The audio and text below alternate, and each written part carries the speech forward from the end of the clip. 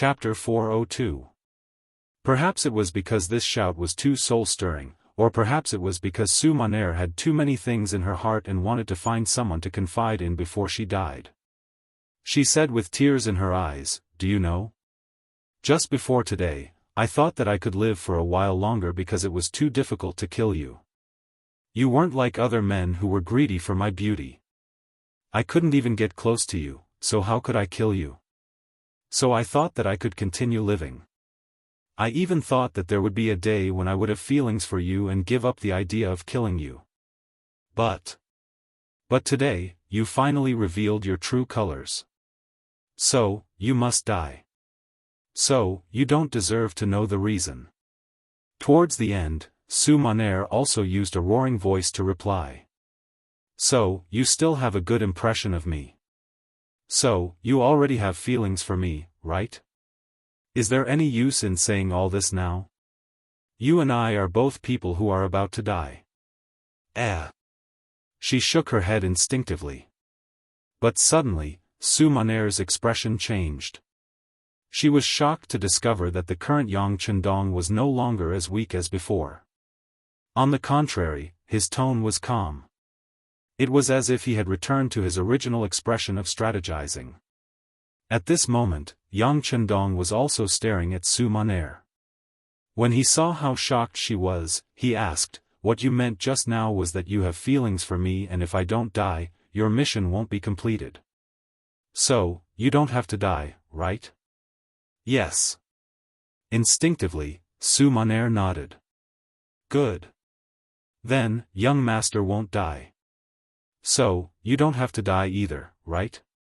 Yang Chendong also nodded. Then, he picked up the wooden stool that he had kicked down and casually sat on it. At this moment, he didn't look like he was seriously injured at all and was about to die. All of this fell into Su Maner's eyes, causing her to wonder if she was hallucinating. She first rubbed her eyes hard, then said, "That's impossible. My hairpin has a huge poison on it. Once it pierces into a person's body, they will be poisoned to death. But what if it doesn't pierce into your body?" Yang Chendong answered this question as he took off the bulletproof vest he was wearing. Since he wanted to have a showdown with Su Maner and knew that she might try to kill him, how could he not be prepared? "If I don't die, does that mean that you don't have to die?" The moment Yang Chendong stood up, Su Maner had already been petrified on the spot. First, she revealed an expression of disbelief, then her eyes were empty. It was as if all the energy in her body had been sucked out at this moment. With a plop, she sat down on the wooden chair behind her. At this moment, even Su Maner herself did not know what she was thinking. Was it the feeling of her plan failed? Or was it disappointment with a hint of joy? She couldn't explain all of this clearly. All she knew was that the moment she stabbed out with the hairpin, her heart had indeed ached fiercely. Even the words she said at the end were said in an emotional state. She was afraid that she had already forgotten how many of them were from her heart, and she was even more unable to face them. Now, Yang Chendong was actually fine.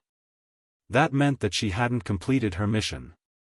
Then, she should be sad right now. But why was there a hint of joy in her heart that she couldn't explain? Su Maner sat back down on the stool. It was Yang Chendong's turn to speak with assurance. "You don't have to ask why I'm prepared. I still have many tricks up my sleeve.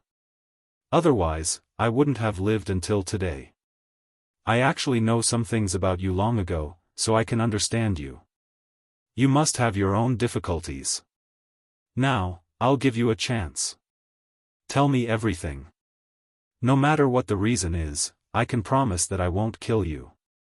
Yang Chendong's words rang out in the lady's boudoir, but he didn't get any response from Su Maner. She just sat there in a daze, with a dull look in her eyes. "What's wrong? Why aren't you saying anything? Didn't you say that you have a mission? What kind of mission is this?" As Yang Chendong spoke, he moved closer to Su Maner. He could feel the struggle in her heart and could also imagine the entanglement in her heart. He was a little worried that she might suddenly commit suicide. He slowly moved closer and was prepared to make a move at any time. Yang Chendong's footsteps got closer and closer. The distance of 5 to 6 steps took him 3 breaths' time. Just as he was about to rush over and grab Su Monair, the lady's sleeve suddenly trembled and a copper hairpin appeared. However, this time, the hairpin that appeared did not have any intention of targeting Yang Chendong. Instead, it changed its direction and placed it on her neck. Su Monair's originally expressionless face also had a hint of blood. "Don't come over. I've let you down. I'll commit suicide in front of you. I just hope that you won't make things difficult for my maid, Xiao Yun. Just pretend that I've never appeared here." Wait. The moment Su Monair finished speaking, the hairpin had already moved towards her snow-white neck. However, at the same time, Yang Chendong's shout rang out.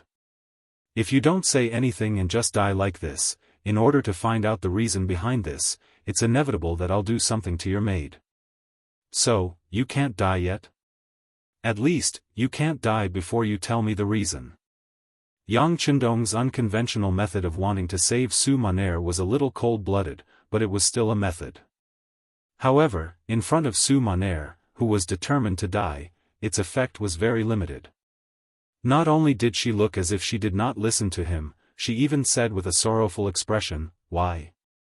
Don't I even have the right to choose to die?"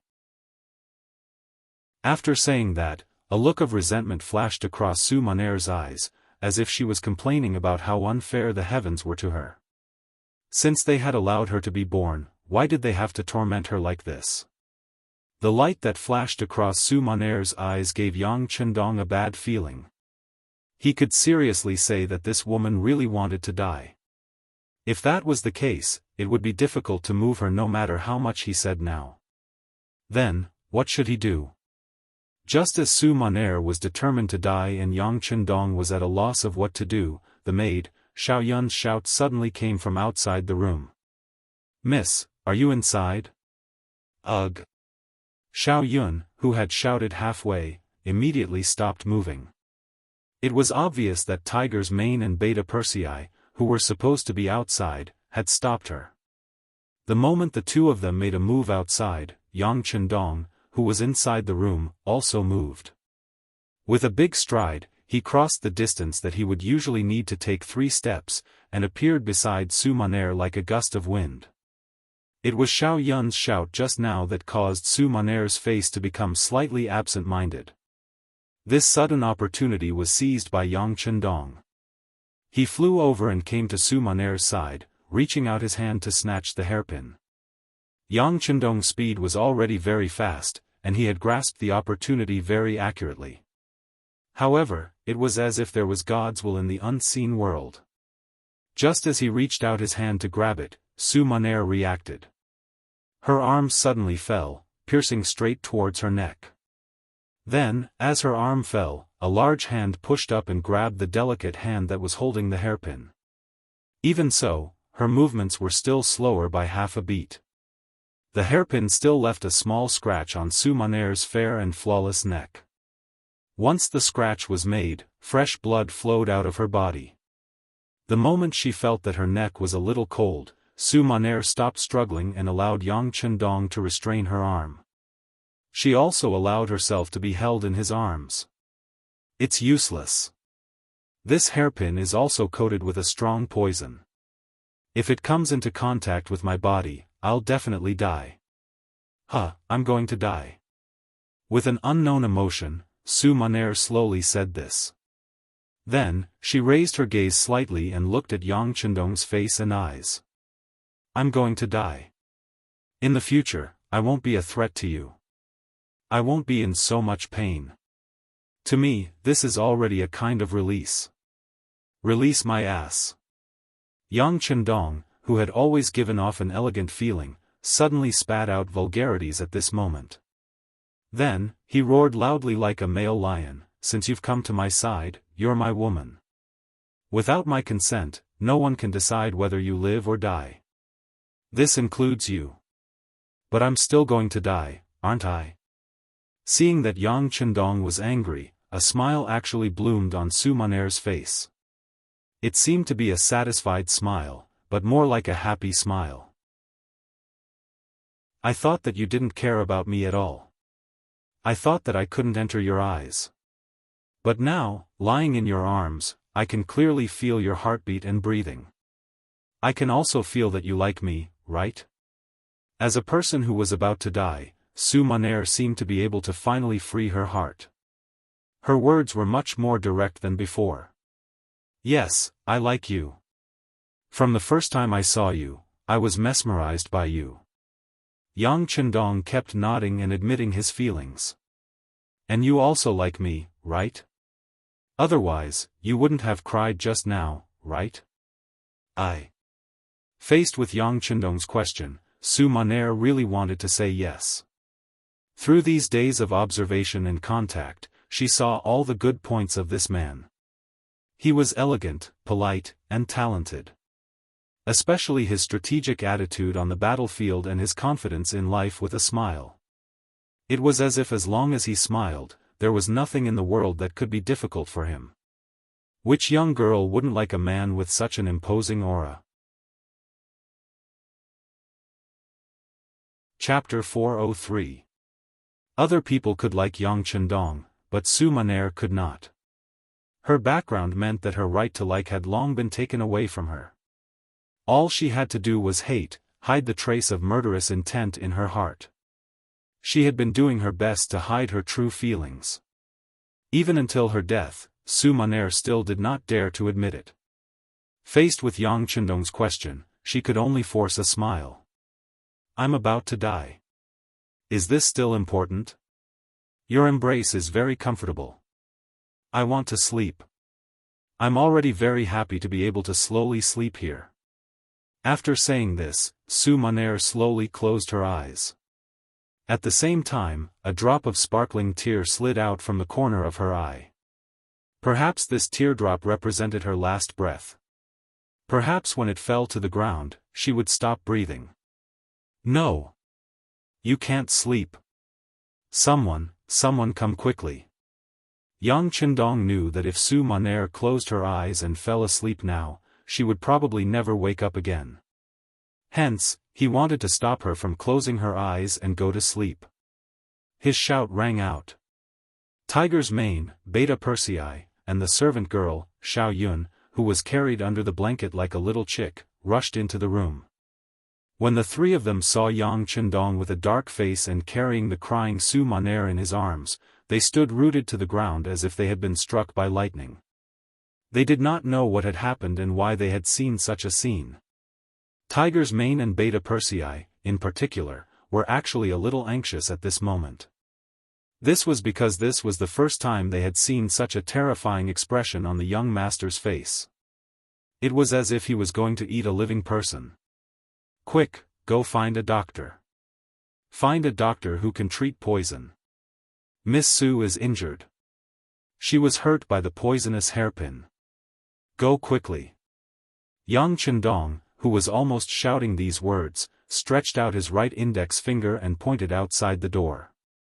Oh, Tiger's Mane and Beta Persei both agreed readily and turned to leave. At this moment, a weak voice sounded in their ears. Miss should be fine.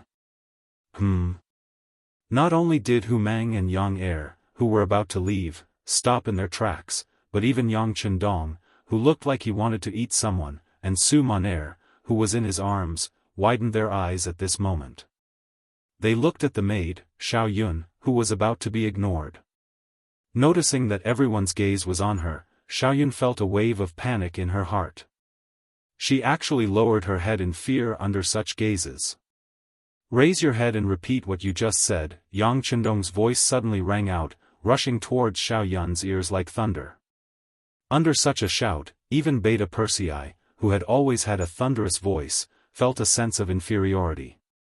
However, no one cared about the volume of the voice at this time. Instead, they all looked at Xiao Yun, waiting for her answer. Xiao Yun was also frightened by the thunderous voice. She had no choice but to raise her head again. Using her still weak voice, she asked, "May I ask if the hairpin that injured the young miss is the one in your hands?" That's right, what's wrong? Yang Chendong instinctively responded, then asked in a deep voice. At this time, he didn't notice that his usual confidence had long disappeared. Now, he was just an ordinary man who was swayed by his feelings.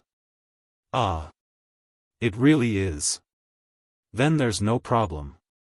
This hairpin is not poisonous. Only that hairpin is poisonous.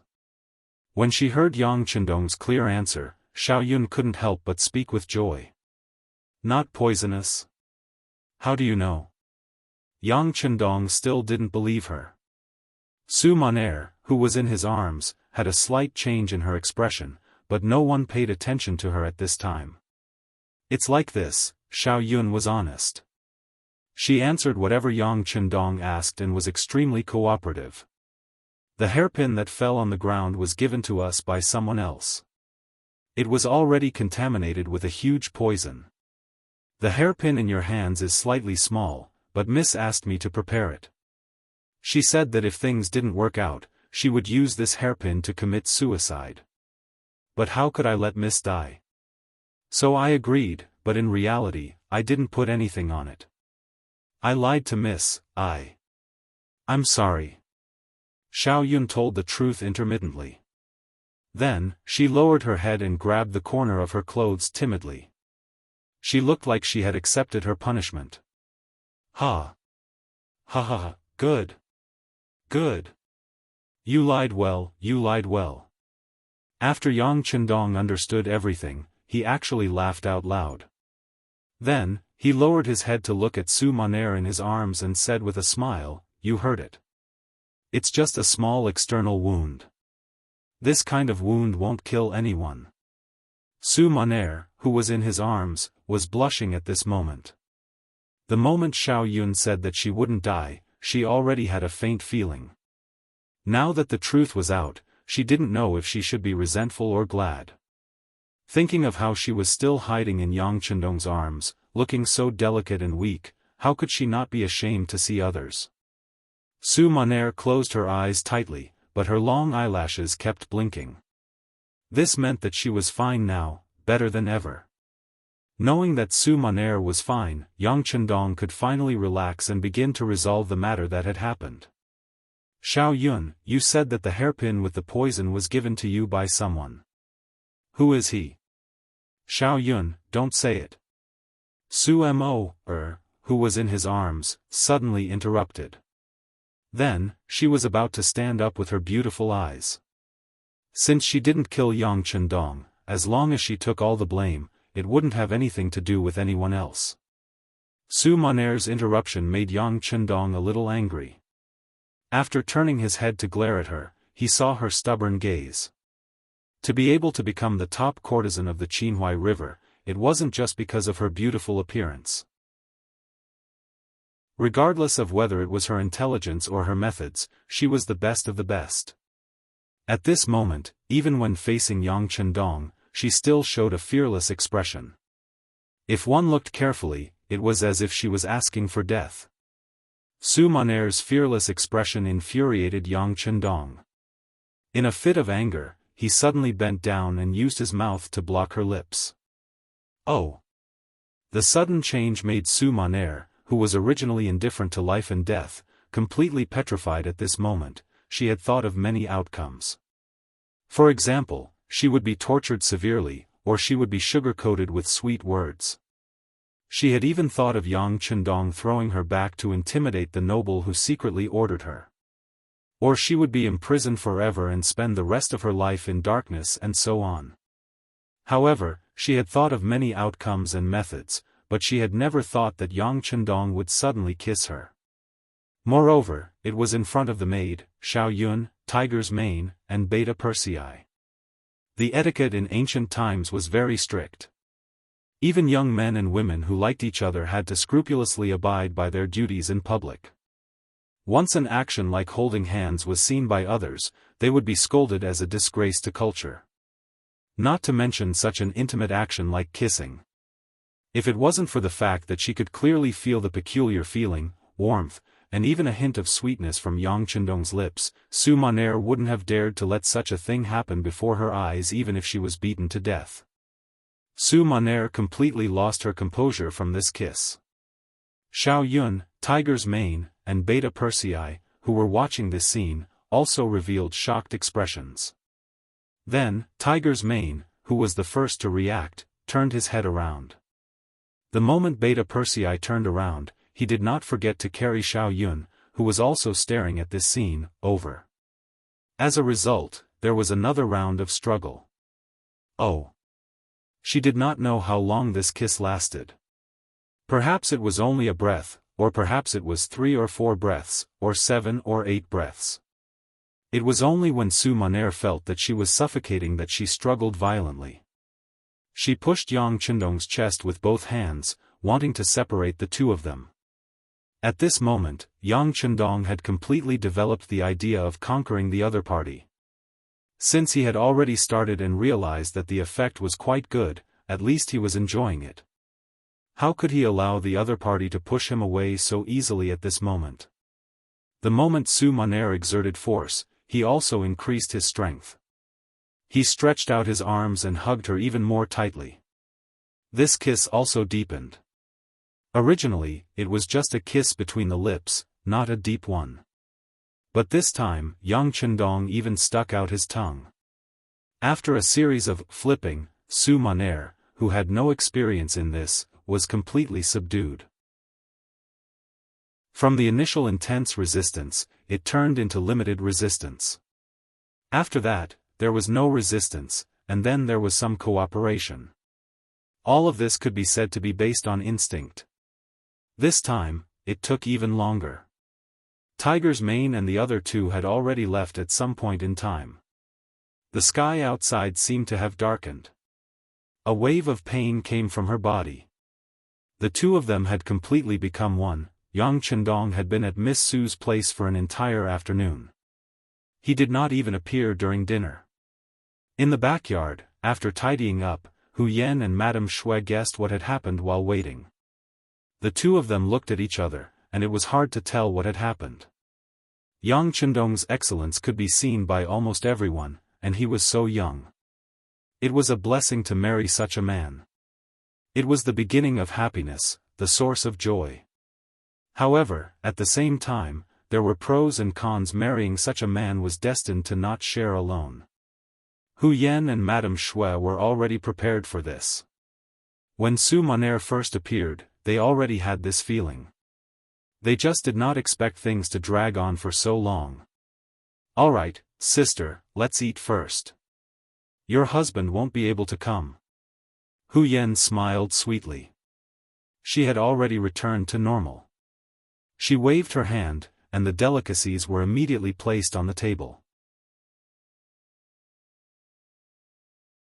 Chapter 404. In Su Maner's boudoir, the food was also served. The only difference was that the woman in the room no longer had the strength to eat. At this moment, she was lying in Yang Chendong's arms and being fed mouthful by mouthful. Under Yang Chendong's countless corrections and even punishments, Su Maner finally changed her way of addressing him as husband. At this moment, she was using the new way of addressing him. "Husband, I still have some strength. Don't I need you to feed me? You still have strength? Alright then, let's eat in a while and then go through the actions just now." Yang Chendong nodded as if he was serious and put down the bowl and chopsticks in his hands. "No. I don't have any strength left." Su Maner naturally knew what Yang Chendong was preparing to do. She was really frightened and kept shaking her head. From the afternoon until now, more than 6 hours had passed. This man was like an ox that did not know fatigue. He did not allow her to rest for even a moment. She finally understood why Sister Hu Yan and Sister Xuan Yangzi usually served him together. This man really seemed to have endless strength and energy. No one would ever know what his background was. Seeing that Su Maner was begging for mercy, Yang Chendong then said with an uncomplaining expression, "Since you don't have any strength, then let your husband feed you." But you will spoil Maner like this," Su Maner said shyly, but her face was brimming with a happy smile. I want to spoil you. You have indeed suffered too much in the years that I didn't know you. From now on, you will live the rest of your life without worrying about food and clothing. The happiness that you didn't have in the past will be given to you in double. You only need to accept it and don't reject it anymore, okay? Yang Chendong looked into Su Maner's eyes seriously and said affectionately. There were tears in Su Maner's eyes again. She thought about her previous life. When she was young, she took refuge and had no one to rely on. When she grew up, she had to learn some skills in order to survive. In order to do better, she studied day and night. Later on, when she had a certain reputation, she had to deal with all kinds of men. Sometimes, when she met difficult customers, she would be mentally and physically exhausted. Many sleepless nights because of this, she did not even know what her future life would be like. Would she be like the other older sisters and find a rich man to marry? And then be trapped in a courtyard for the rest of his life? At that time, he was like a small boat floating on the sea, not knowing where his next destination was. Where is the hope of life? What would happen in the future? However, things were different now. She had a husband who loved her dearly. Most importantly, this man was very outstanding. He seemed to be more outstanding than all the men she had met before. Now that he was treating her so well, she really felt like she couldn't find her bearings. Husband, can you really always treat me well like this? Su Maner couldn't believe everything in front of her eyes. She was a little worried about her gains and losses. Of course, I will always treat Maner well. You can rest assured. Yang Chendong chuckled. At this moment, in his eyes, the Su Maner who was bold, wise, and even tolerant had long disappeared. Instead, it was replaced by a petite and lovable woman. But no matter which one it was, he liked her very much. Under Yang Chendong's service, Su Maner ate some food. When the sky was completely dark, the two of them lay on the bed again. However, this time, the two of them didn't do anything. This was naturally the result of being considerate. Because of this, Su Maner, who felt that Yang Chendong's body had begun to change, said embarrassedly, Husband, why don't you go look for Sister Hu Yan and Sister Xuanyangzi? Don't let yourself suffer because of me. How can it be suffering? I'm willing to be with you. Moreover, this is the first night that the two of us have truly spent together. Of course, I have to accompany you. Maner, don't be embarrassed. Why don't we talk? Yang Chendong hugged Su Maner in his arms and said softly. Su Maner nodded lightly and moved her head closer to Yang Chendong's arms. She twisted her body slightly and felt that she was in a comfortable position. Then, she opened her mouth and said, Husband, you said that you know everything about Maner. Is that true? You can say that. Yang Chendong nodded. I know that you were originally born in a big family. You have a very powerful grandfather called Su Cheng. He was once the left assistant minister of the Ministry of Rights in the capital of Nanjing. After Yang Chendong told her everything that he knew, it was Su Maner's turn to talk. Perhaps she was unable to mention these things to others. Now that she could finally open her heart and continue talking, she might as well tell him everything. In the end, without waiting for Yang Chendong to ask, she told him the reason for staying here and the mission clearly. Su Maner's grandfather was Su Cheng. When Su Cheng was sentenced to death, the Su family became a thing of the past. As the only living bloodline member of the Su family, Su Maner had a wish since she was young, and that was to redress the Su family's reputation. For this goal, she was even willing to give up everything, including her body and her only life. Becoming the #1 courtesan was a method that Su Maner wanted to use to achieve her goal. She wanted to use her beauty to build a network of connections and then use those men who had taken a fancy to her to help her achieve her goal.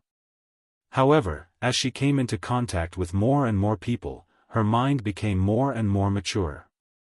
She realized how naive her thoughts were. Those men might want to curry favor with her and even say some unrealistic sweet nothings in order to become her son-in-law. However, all of these were just words for the sake of words. When she really asked them to do it, all of them retreated. Most of the time, before Su Maner could say anything, she would just say that there was a high-ranking official in the imperial court who was spying on her. This person was also very favored by the emperor and was one of the most important officials. She didn't want to become a canary raised by this person and wanted freedom. At that time, those so-called wealthy guests would all reveal their timid faces. Su Maner was indeed very beautiful and extremely beautiful. She also had a unique and attractive temperament that made countless men unable to stop looking at her. However, this did not mean that they could really sacrifice everything, including their lives, for this woman. Putting aside whether they had the guts or not, such an important official was not someone that those young master, who only relied on their family to have a respectable status, could act brazenly. These people all retreated. They either did not want to get close to her in the future or said that they wanted to help but were unable to do so. In short, under all kinds of excuses, Su Maner was disappointed again and again. Until one day, she finally saw through it. If she wanted to take revenge, it was completely useless to just look for those grand guests who liked her. Because of this, she started to feel discouraged. She even had the thought of leaving this place and finding a place where there was no one to live out her life alone. Suddenly, a group of mysterious people appeared and brought her to a completely unfamiliar place. Su Maner, who thought that she had been kidnapped, once thought of committing suicide to keep her chastity. The other party's leader suddenly said, "Do you want to die? Don't you want to take revenge for Su Cheng?" With just one sentence, Su Maner's will to die disappeared. Then, there was a deal to complete the mission and redress the Su family's name. Who is this person? Is it Ingzong? When Yang Chendong heard this, a cold glint flashed across his eyes. Anyone who wanted to take his life would have to be prepared to be killed by him instead. No. Out of Yang Chendong's expectations, Su Maner shook her head and denied his idea. With their current relationship, Su Maner naturally would not lie to Yang Chendong. Therefore, when she said no, the sixth young master, who believed that he could see through everything, was a little surprised. Then who could it be? Could it be that it has nothing to do with Ingzong? Yang Chendong still said with some disbelief. It was not that he did not believe Su Maner, but because he believed in his own judgment. There is some connection. At least Ingzong sent someone here before. I can see that he has taken a fancy to me and wants to take me in. But ever since that person came to talk to me, the emperor did not send anyone here. I don't know if this counts as a connection. Su Maner was very smart. From this action, she managed to deduce a clue related to Ingzong Zhu Qizhen. And, in that case, there is indeed some connection. At least it proves that he should know about this matter. That's right, you haven't found him yet. Who is that person? I don't think his position is too low. Otherwise, you wouldn't believe that he can redress your Su family's name. Yang Chendong nodded. He agreed with Su Maner's deduction, but he was very curious about the identity of the person who took the initiative to speak up. Without making Yang Chendong wait for long, Su Maner opened her cherry lips and said, "He is Menda." Menda? Commander of the embroidered uniform guards. After Yang Chendong heard the name, he immediately said this person's official position. That's right. Su Maner was not surprised at all. Yang Chendong could be so highly regarded. If he even knew about Menda, she would feel that it was strange. Menda. Commander of the Southern Ming Embroidered Uniform Guards. It was just a third-rank official position. And when this Embroidered Uniform Guards was mentioned, everyone's first reaction would probably be that they were arrogant and domineering. In reality, the Embroidered Uniform Guards did indeed have a lot of power. The Embroidered Uniform Guards wore tuxedos and had embroidered spring swords at their waists. A sentence like, "Embroidered uniform guards are handling a case, pedestrians should give way," would probably scare many people. But how powerful was this arrogant commander of the embroidered uniform guards? First of all, in terms of official position, the commander of the embroidered uniform guards was only a third-rank official. His official position was not that high. However, the power of the commander of the embroidered uniform guards was through the roof. It was said that Zhu Yuanzhang was a pure peasant. Because his background was too lowly, he was always afraid that others would not accept him and want to rebel against him. Hence, he established the embroidered uniform guards. The embroidered uniform guards also became an extremely sharp sword in the hands of the emperor. The embroidered uniform guards directly received orders from the emperor. Other than the emperor, they could disobey anyone else's orders.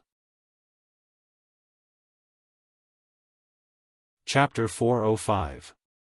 The authority of the embroidered uniform guard could be said to be a combination of the Ministry of Justice, the Supreme Court, and the Imperial Censorate. They had their own jails, investigation, arrest, and interrogation rights.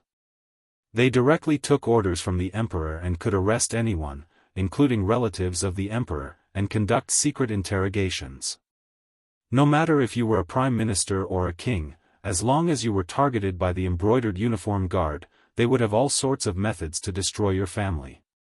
At the start of the Ming Dynasty, Zhu Yuanzhang's prime minister, Hu Weiyong, was extremely powerful, which made Zhu Yuanzhang wary of him. And the mission of pulling out this nail fell on the shoulders of the first commander of the embroidered uniform guards, Mao Xiang. Mao Xiang, as the commander of the embroidered uniform guards, was also very iron-blooded. He thoroughly investigated Hu Weiyong's case, which involved tens of thousands of people and had a huge impact. Unfortunately, after Mao Xiang completed Hu Weiyong's case, Zhu Yuanzhang killed him to appease the public. As Mao Xiang's successor, the second commander of the embroidered uniform guard, Jiang Xian, also did an earth-shattering case, which was the case of Blue Jade. Unfortunately, he followed in the footsteps of his predecessor and was executed by Zhu Yuanzhang after the Blue Jade case. The commander of the embroidered uniform guard had the North and South guards under him. The North and South guards had 5 guards under them, and the commanders were called Qianhu, Baihu, Zongqi, and Xiaoqi. Normal soldiers were called lieutenants and strongmen. The embroidered uniform guard usually had around 1,000 soldiers, and at its peak, there were around 60,000 of them. In the history of the Ming Dynasty, the embroidered uniform guard was something that the officials of the imperial court feared. They were afraid that if they said something wrong, they would be locked up in the embroidered uniform guard's jails. The embroidered uniform guard could be said to be the emperor's killing weapon, and the birth of this organization itself was crowned with glory. To a certain extent, they represented the emperor in handling cases, and their power was evident. Furthermore, the embroidered uniform guard had a complete judicial system and intelligence system, and it was simply heaven-defying. It was because the embroidered uniform guard had too much power that it became something that some people feared. Naturally, it also became something that some people wanted. When Wang Zhen was still alive, he had stretched his hand into the embroidered uniform guard and asked them to handle many personal matters for him. Because of this organization became impure. Everyone wanted to arrange people here, and it was far less powerful than it was at the beginning of the Ming Dynasty. At the very least, Yang Chendong wasn't afraid of this department. In fact, he had been an official in the Imperial Secret Service before. However, to many officials and commoners, the embroidered uniform guards were still a lofty existence. In their eyes, they were omnipotent. For example, Su Maner had always thought that the embroidered uniform guards were very powerful. Now, the commander of the brocade guards had found him and said that as long as he killed Yang Chendong at the crucial moment, he would send people to reinvestigate the Su family's case and redress their innocence. She believed him and appeared in Yang Chendong's line of sight. He's courting death. When he heard the name Menda, Yang Chendong didn't panic at all. He was even afraid. Instead, he was filled with anger and killing intent. Since this person wanted to jump out of the stage, he better not let himself touch him. Otherwise, he would definitely chop off his head and kick it like a ball. Oh right, does Guaning know your mission? He probably doesn't know. I told the public that I came here because I admire my husband's talent and took the initiative to come. He's only temporarily protecting me. Su Maner shook her head and explained her analysis. Hearing this, Yang Chendong nodded in agreement. Since it was a secret, the fewer people who knew, the better.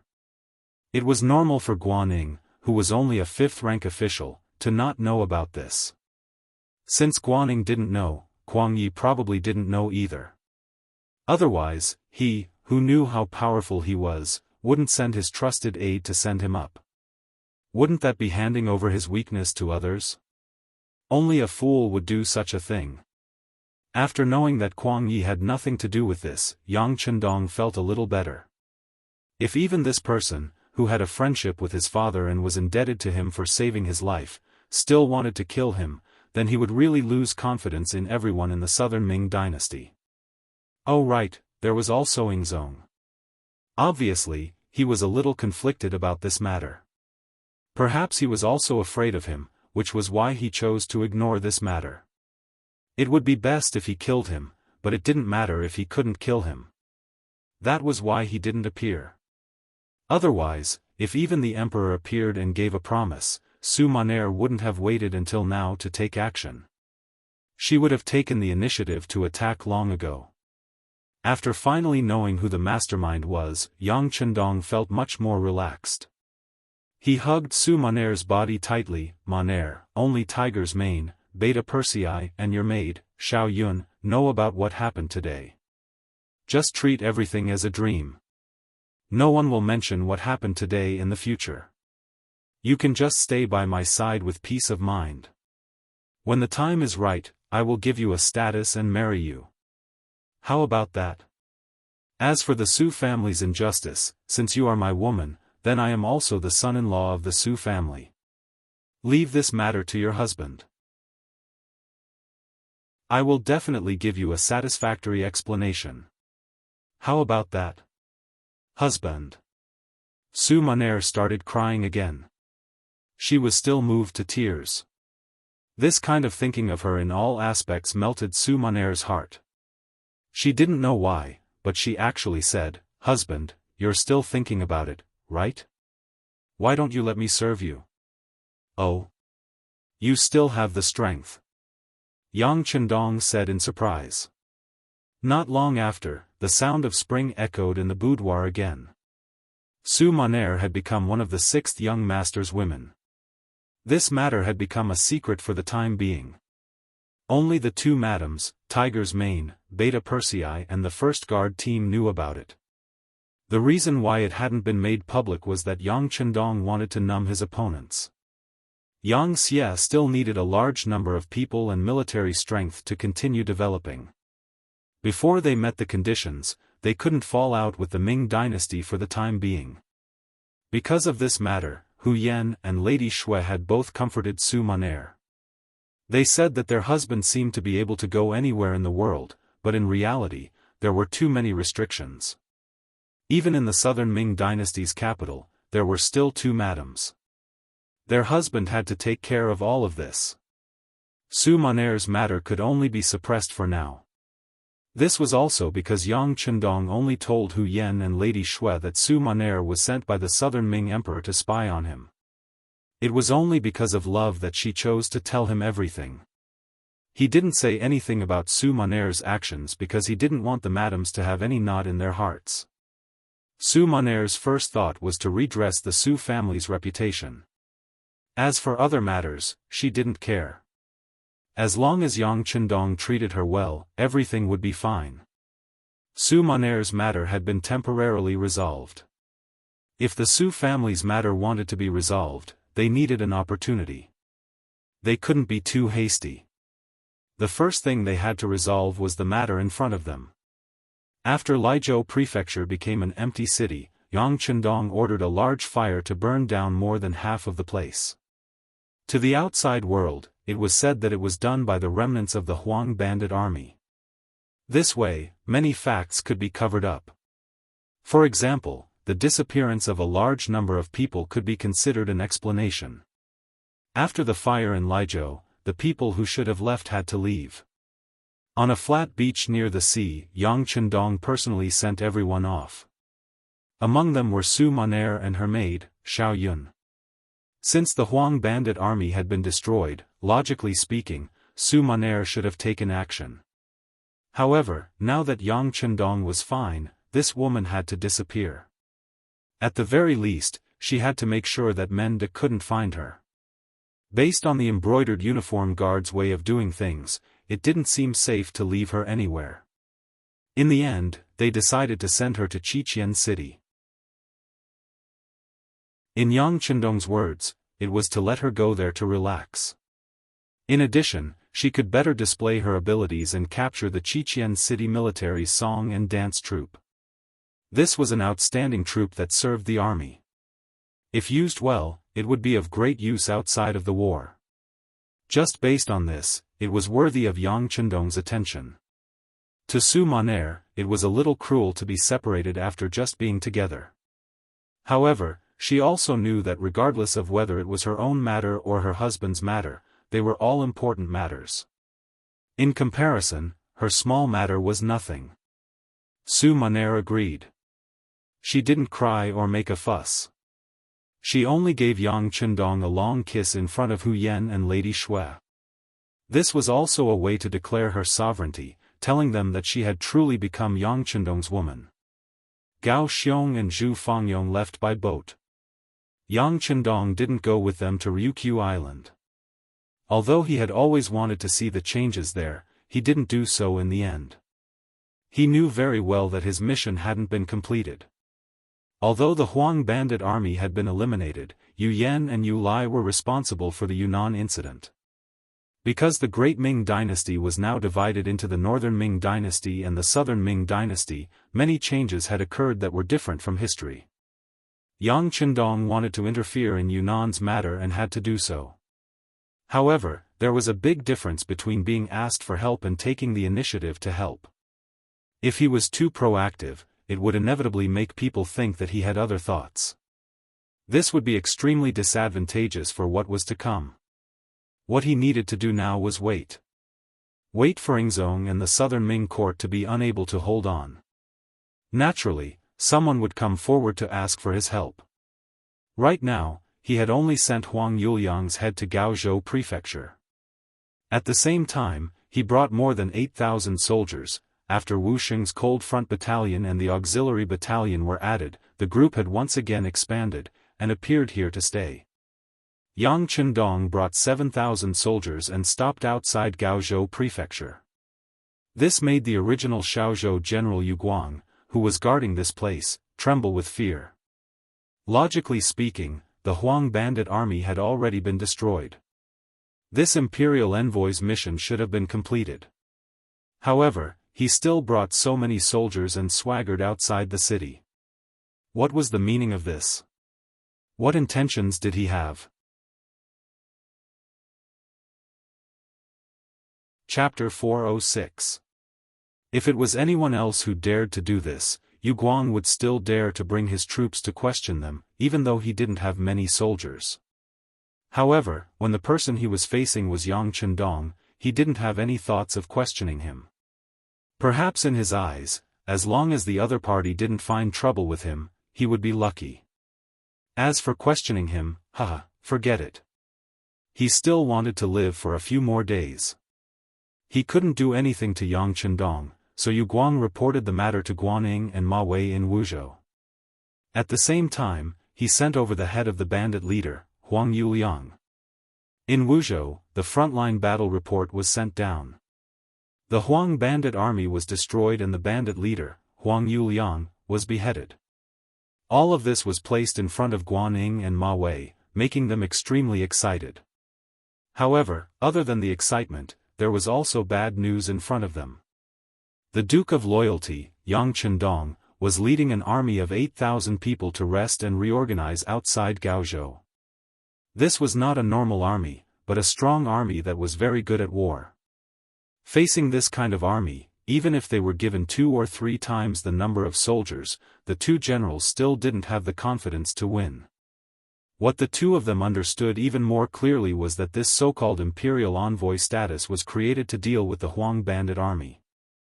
Now that the bandit threat was gone, the title of imperial envoy should also be taken back. So, why didn't he leave and instead bring so many soldiers with him? Report it. Guaning and Ma Wei looked at each other and made the same decision. It was clear that they knew themselves. They knew that in front of Yang Chendong, their ranks were not enough. Since this was the case, they could only hand over the conflict. As for what the emperor and the court decided, they only needed to obey in the future. Outside Gaozhou, Yang Chendong was indeed resting and reorganizing the army. Hundreds of thousands of Huang bandit army were destroyed. There were many people who contributed in the war, so now was the time to reward them one by one.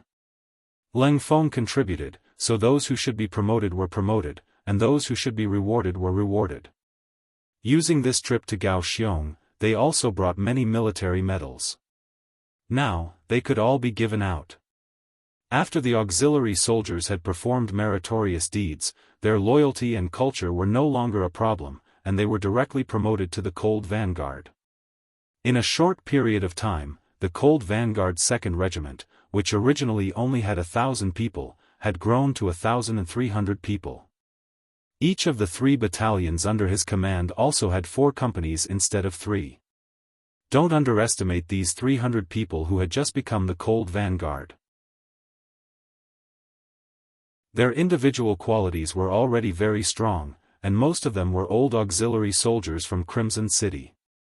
Some of them had already met the requirements to enter the Cold Front, but they had not gone through the final test. Now that there was time, Yang Chendong called Kong Jie, the political commissar of the 2nd Regiment, Song Zhe, the political commissar of the auxiliary regiment, and some others to act as examiners and give these 300 people a chance to make a great leap. Temporary auxiliary soldiers, those who had made military contributions and had good personal military qualities, would naturally become official auxiliary soldiers. The auxiliary army also rose from the original 2,000 to 3,000. Leng Feng had 1,300 men and 3,000 auxiliary soldiers. The rest were the temporary auxiliary soldiers that had just joined the Yellow Bandits' army. They also had the largest number of people, reaching close to 4,000. More specifically, the 2nd Regiment of the Cold Vanguard had 3 battalions, each with 4 companies. Each company had 100 people, which was a total of 1,200 people. Adding on the 100 people directly under the regiment, there were a total of 1,200 people.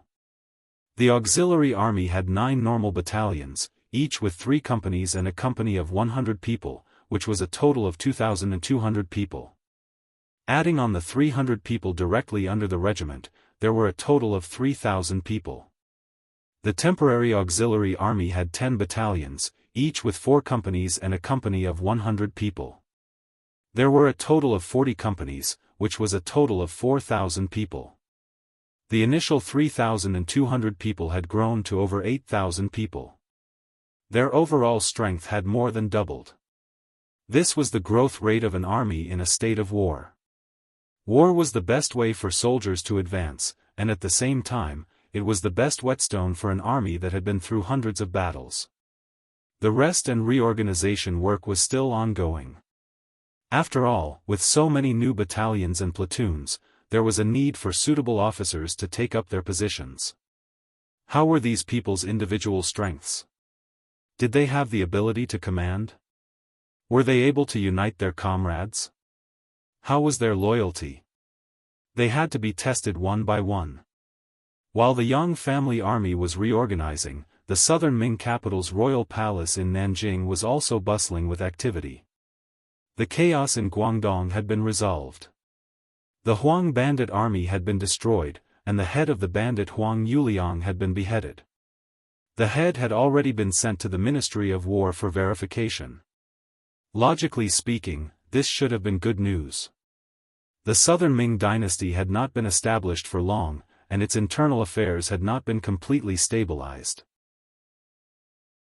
However, there were 2 huge wars in succession, causing the treasury, which was not full to begin with, to become much emptier.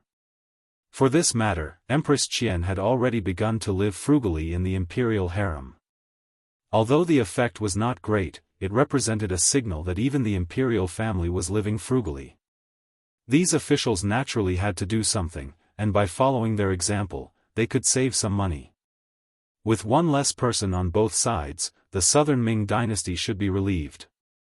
However, because of the news that Yang Chendong had stayed outside Gaozhou's prefectural city to rest and reorganize, all of the officials, including Zhu Qizhen, could not remain calm.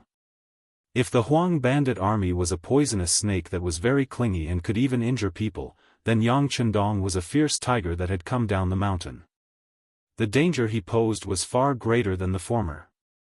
Such a ferocious tiger did not immediately return to the mountain after eliminating the poisonous snake. Instead, it stayed behind. This inevitably made people wonder if this move was an act of inviting trouble to oneself. If this troop did what Huang Yuliang did previously, it was likely that with the current military strength of the southern Ming Empire, it would be difficult to restrain them. If that was the case, wouldn't the country's foundation be shaken? Minister Kuang, although you did it out of kindness and put in a lot of effort for this matter, now that that person has come and is not leaving, how do you explain this? The first person to make things difficult for Minister Kuang Yi was the Minister of Rights, Lu De. His brother-in-law had lost all faith in Hangzhou, and at that time, it was Kuang Yi who had upheld justice. Although his brother-in-law was in the wrong, and Kuang Yi had explained it afterward, on the surface, Lu De had not pursued the matter. However, could what had happened really be forgotten? He did not speak because the conditions were not right. Now that he had the opportunity, why would he be polite? The spearhead of the attack was pointed directly at him. Following Lu De's words, Imperial Censor Shang Lu also stood up to point out Kuang Ye's faults. This subject impeaches Minister of War Kuang Yi for failing to recognize the talents of others. The officials he recommended to the Ministry of War are not qualified for their current positions. Among them are. Shang Lu opened his mouth and read out a bunch of names. Some of them were generals who had lost in the Battle of Yunnan, and some were newly promoted after the reorganization of the various guards. However, some were young generals who lacked experience. Because of the rebellion, the importance of the Ministry of War was fully displayed. As the boat rose, Kuang Ye's power also increased. Many Yamans had to obey his orders unconditionally. With more power came more responsibility. There were more things to manage, and more things to do. Naturally, there were more people to offend. Originally, the existence of the 6 ministries was a place of checks and balances. Even if some departments had more power, it would be limited. However, when the Ministry of War held great power and was above the other 5 ministries, it was natural that it would arouse public anger. As the imperial censor, Shang Lu had already received a lot of criticism from officials. He did not say it before because of the 2 rebellions and did not have the energy to deal with internal governance. However, things were different now. The chaos in Guangdong had been resolved, which meant that there was one less hidden danger. Next, the southern Ming Empire could put in all their effort to deal with the Yunnan disaster. Now that they saw hope, they naturally wanted to pluck the peaches and snatch the credit. In order to get what he needed, Kuang Yi had to be the first person he had to push down. Even if they could not push him down, they had to show him some power. They had to let him know that there were some people that could not be offended, and some benefits could not be obtained alone. Lu De did it out of selfishness, while Shang Lu did it out of righteousness. However, no matter what, the spearhead was pointed at this old Minister of War.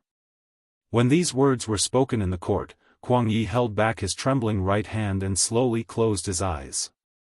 There was a saying that if one did not seek death, one would not die. Similarly, if one did not do anything, there would be no problems. Kuang Yi, who wholeheartedly served the country, was close to 70 years old. He had been in charge of the Ministry of War for decades and was very proficient in this. It was because of this that he found that many people were incompetent, which greatly affected the development of the Nanming army. As such, he punished some of the generals who were paid without pay and reported fake achievements and replaced them with a group of young generals, hoping that they could change the current Nanming military affairs. This was naturally correct, but it would also affect some people who held real power. It was equivalent to touching the cake in their hands. Just ask. Which general who was paid without pay and reported fake achievements did not have anyone behind him? Even if he did not have a backer in the beginning, once he had money, he would go to the capital to find a backer and find a so-called escape route for himself. The so-called running official was not a specialty of any dynasty, but it had existed since ancient times. As such, Kuang Ye's actions were equivalent to touching a lot of benefits. Right now, only Lu De and Shang Lu stood up. This was already giving him a lot of face. This was also because he did not go overboard when he made his move. Otherwise, according to his intentions, 80% of the generals in the various guard stations would have to be replaced. If that was the case, he would really incite public anger. This time, there would not be only two people who stood out to criticize him. Kuang Yi slowly closed his eyes. He felt some sorrow in his heart, but he quickly opened his eyes again. Then, with a plop, he knelt on the ground. Your Majesty, this official is old and has been unable to sleep at night recently. I beg your Majesty to take pity on me and allow this old official to retire and return to his hometown. Chapter 407. Kuang Yi fought back against the accusation. He didn't try to explain himself, nor did he try to claim credit for himself. Instead, he simply said, I quit. I don't want to serve you anymore. Zhu Qizhen, who sat on the golden dragon throne, watched all of this in silence. After the Tumu incident, Zhu Qizhen's mind had matured greatly. At least, he could see the current situation clearly. Everyone thought that Kuang Ye's behavior had been too excessive and that he had too much power. They wanted to work together to attack him. How could the emperor not know that his subordinates were divided into factions? However, most of them just turned a blind eye to it. After all, only when there was fighting could the emperor's importance be seen. Only then could he find a way to balance things out. In fact, not only the officials, but even the emperor, Zhu Qizhen, had received many secret reports from the embroidered uniform guards and the Eastern faction guards. Most of the reports were about who the Minister of War had met, who he had taken down, and who he had recommended. Because war was imminent, there were times when things were urgent. Usually, Kuang Yi would do things first before submitting a memorial to the emperor to explain the whole story. In a state of emergency, there was nothing wrong with doing things like this. However, once the world was at peace, if someone wanted to pursue this matter, it would be easy to catch them. Even as the emperor, Zhu Qizhen also resented Kuang Yi for not reporting his actions.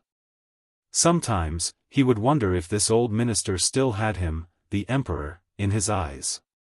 This kind of official should be taught a lesson. If even the emperor thought this way, it was no wonder that Kuang Yi could only choose to retire under the criticism of everyone. He wanted to teach Kuang Yi and the other officials a lesson.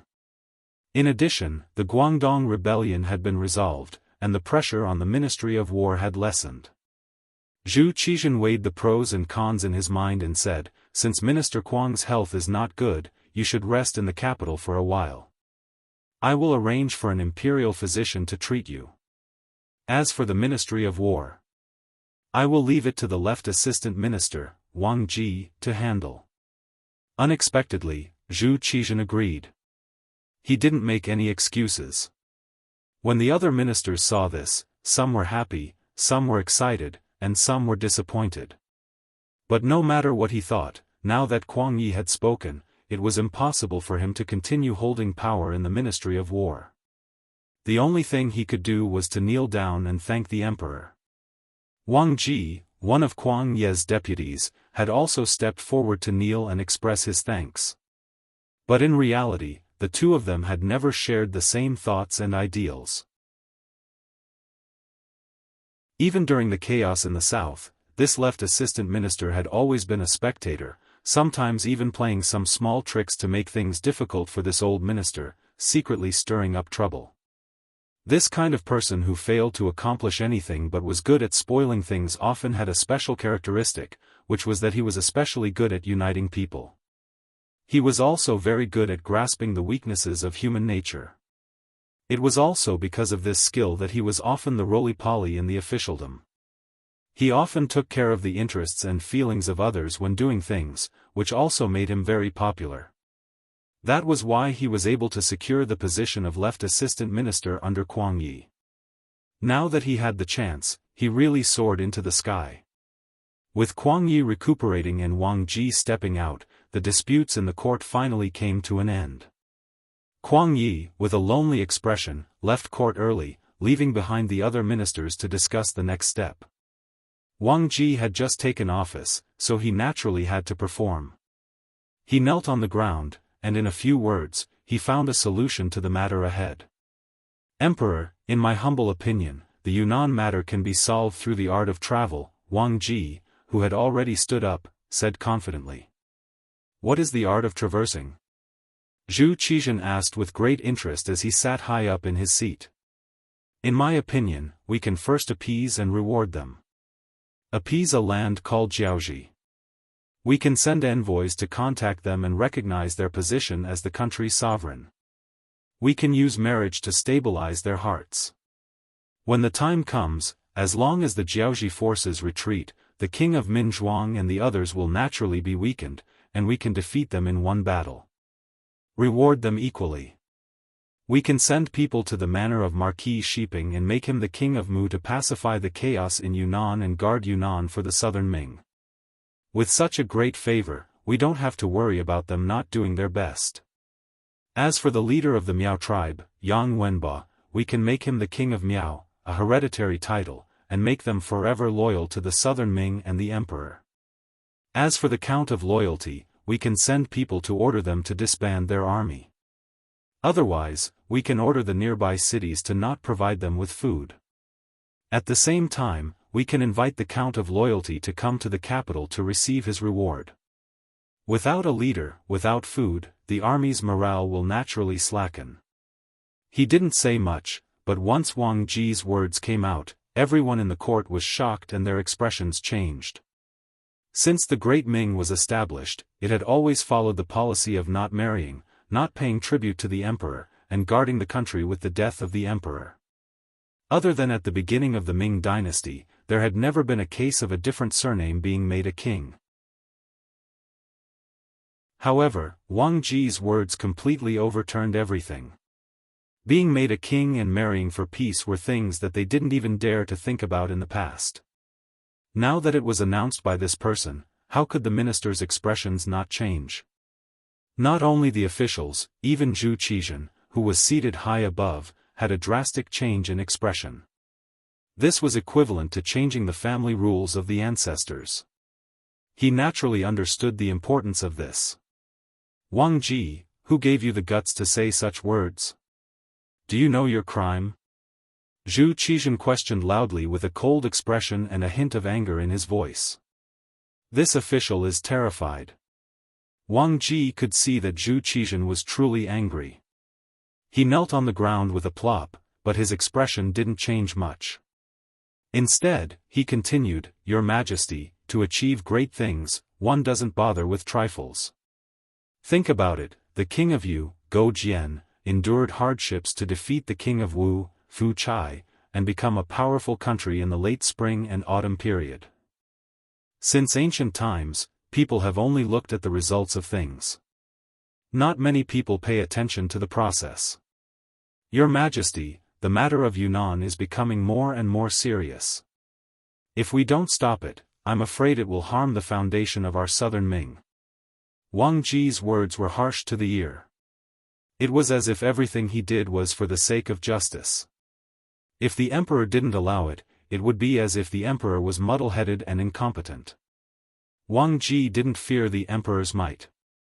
He continued to do things his own way. On the contrary, it made the ministers sigh with admiration at his loyalty. The Great Ming and the Song dynasty also had a rule of not killing scholar officials or those who spoke out. This was the meaning of the saying, "Doctors can't be punished." Wang Ji's honest advice had happened in front of everyone's eyes. Even if Zhu Qizhan was furious, he couldn't punish Wang Ji in public. In his anger, he could only loudly say, "We are tired." After speaking, Zhu Qizhan turned and left. Chao Jixiang, who was waiting at the side, loudly shouted, "Court dismissed," and announced the end of today's court session. The court session was dismissed, but the ministers still gathered in twos and threes as they left the palace. It could be seen that Wang Ji's words today had quite a big impact on these people. Not marrying for peace and not paying tribute were very impressive. However, as an official, they didn't get any practical benefits. This was only the emperor's glory. If they could sacrifice this glory in exchange for world peace, it was probably what many people hoped for. After all, there were very few people who could put the country before their country. Otherwise, there wouldn't be so many traitors in history. There were no secrets in the court session. Kuang Yi, who had just returned home, only sat down to drink a pot of tea when he heard Wang Ji's words in the court. When he heard it, he was furious. He ignored his family's objections and wanted to enter the palace to meet the emperor. However, after the steward who went to inquire about the news came back and said a few words, Kuang Yi fell back into his chair with a plop. He stared blankly ahead and didn't say anything else. "Master, we have new news." Wang Ji went to the rear court of the palace. He said that the emperor wants to meet him. Just this piece of news was enough to prove a lot of things. Although Wang Ji's words were very rebellious, not only did the emperor not punish him, he even privately met with him. This could explain a lot of things. In this matter, the emperor was not completely against it. "Your Majesty, you are disregarding the laws of your ancestors." Kuang Yi, who had recovered from his shock, suddenly roared at the sky. Then, he felt his vision turn black and fainted with a plop. In the palace, Zhu Qizhan met Wang Ji alone. When only Zhu Qizhan, Wang Ji, and Chao Jixiang were in the side hall, Ingzong suddenly roared with a furious expression, "Are you trying to checkmate me? How many benefits did they give you?" When Zhu Qizhan said these words, his eyes were filled with the desire to kill Wang Ji. This person actually dared to talk about the marriage alliance in front of all the civil and military officials in the court. There was no warning at all. This was checkmating him. Think about it, this news should be spread soon. If he didn't allow it, what would Marquis Shiping think? What would Jiaoji think? What would Yang Wenbo think? He could only push them into the arms of King Min Zhuang's faction without hesitation. If that was the case, with the current strength of the Southern Ming Empire, they had no chance of winning against these three factions. Even if they won this battle with the power of the entire nation, they would still suffer losses of 800 of their own to kill 1,000 of their enemies. At that time, if Baiming suddenly attacked them, what would they use to resist? In the end, it was all because of Yang Chendong. He changed the outcome of the Tumu rebellion and divided the originally powerful Great Ming Empire into the north and south. Compared to pacifying the chaos in Yunnan, or even defeating Jiaoji and quelling the rebellion, Zhu Qizhan wanted to kill his way back to the capital in the north and reunite the Great Ming Empire. This was the great achievement he needed. It was because of this that he wouldn't do his best to pacify the chaos in Yunnan. Wang Ji, who saw this point, stood out and proposed such an idea.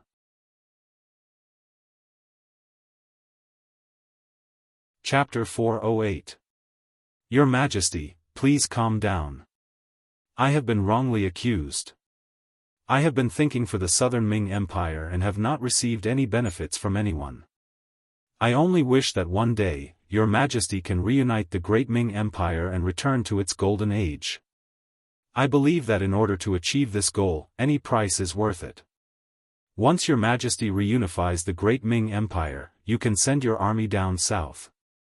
At that time, you can kill whoever you want to kill and destroy whoever you want to destroy in order to restore the great Ming Empire's prestige and prestige. At that time, the history books will definitely be written with a heavy stroke. Long live the great Ming Empire. Wang Ji knew that his words today had touched Ding Zhong's bottom line. However, if he wanted to succeed, he had to do so. Kuang Ye's ability was strong, but he still couldn't do anything about the Yunnan matter. Even if the entire southern Ming Empire mobilized troops everywhere, they could only maintain the current situation. If they wanted to win, how difficult would it be? Wang Ji knew what kind of strength he had. If even Kuang Yi could not do it, how could he do it well? Since he could not do it well, he could only think of other ways. Otherwise, not to mention becoming the Minister of War, it would be difficult to even keep his current position. In addition, he had already met with the Jiaoxi envoys and said that as long as the great Ming Empire was willing to marry the princess to King Lili of Jiaoxi, they would recognize their independent status. Jiaoxi would then withdraw their troops and retreat. Now that Jiaoxi knew the bottom line, Wang Ji had an idea. In order to succeed in one strike, he also wanted to express his goodwill to Marquis Shiping. If he could gain the other party's favor and help, it would play a very positive role in stabilizing his position in the imperial court. It was precisely because of his previous interactions and thoughts that he dared to say those seemingly rebellious words in the imperial court today.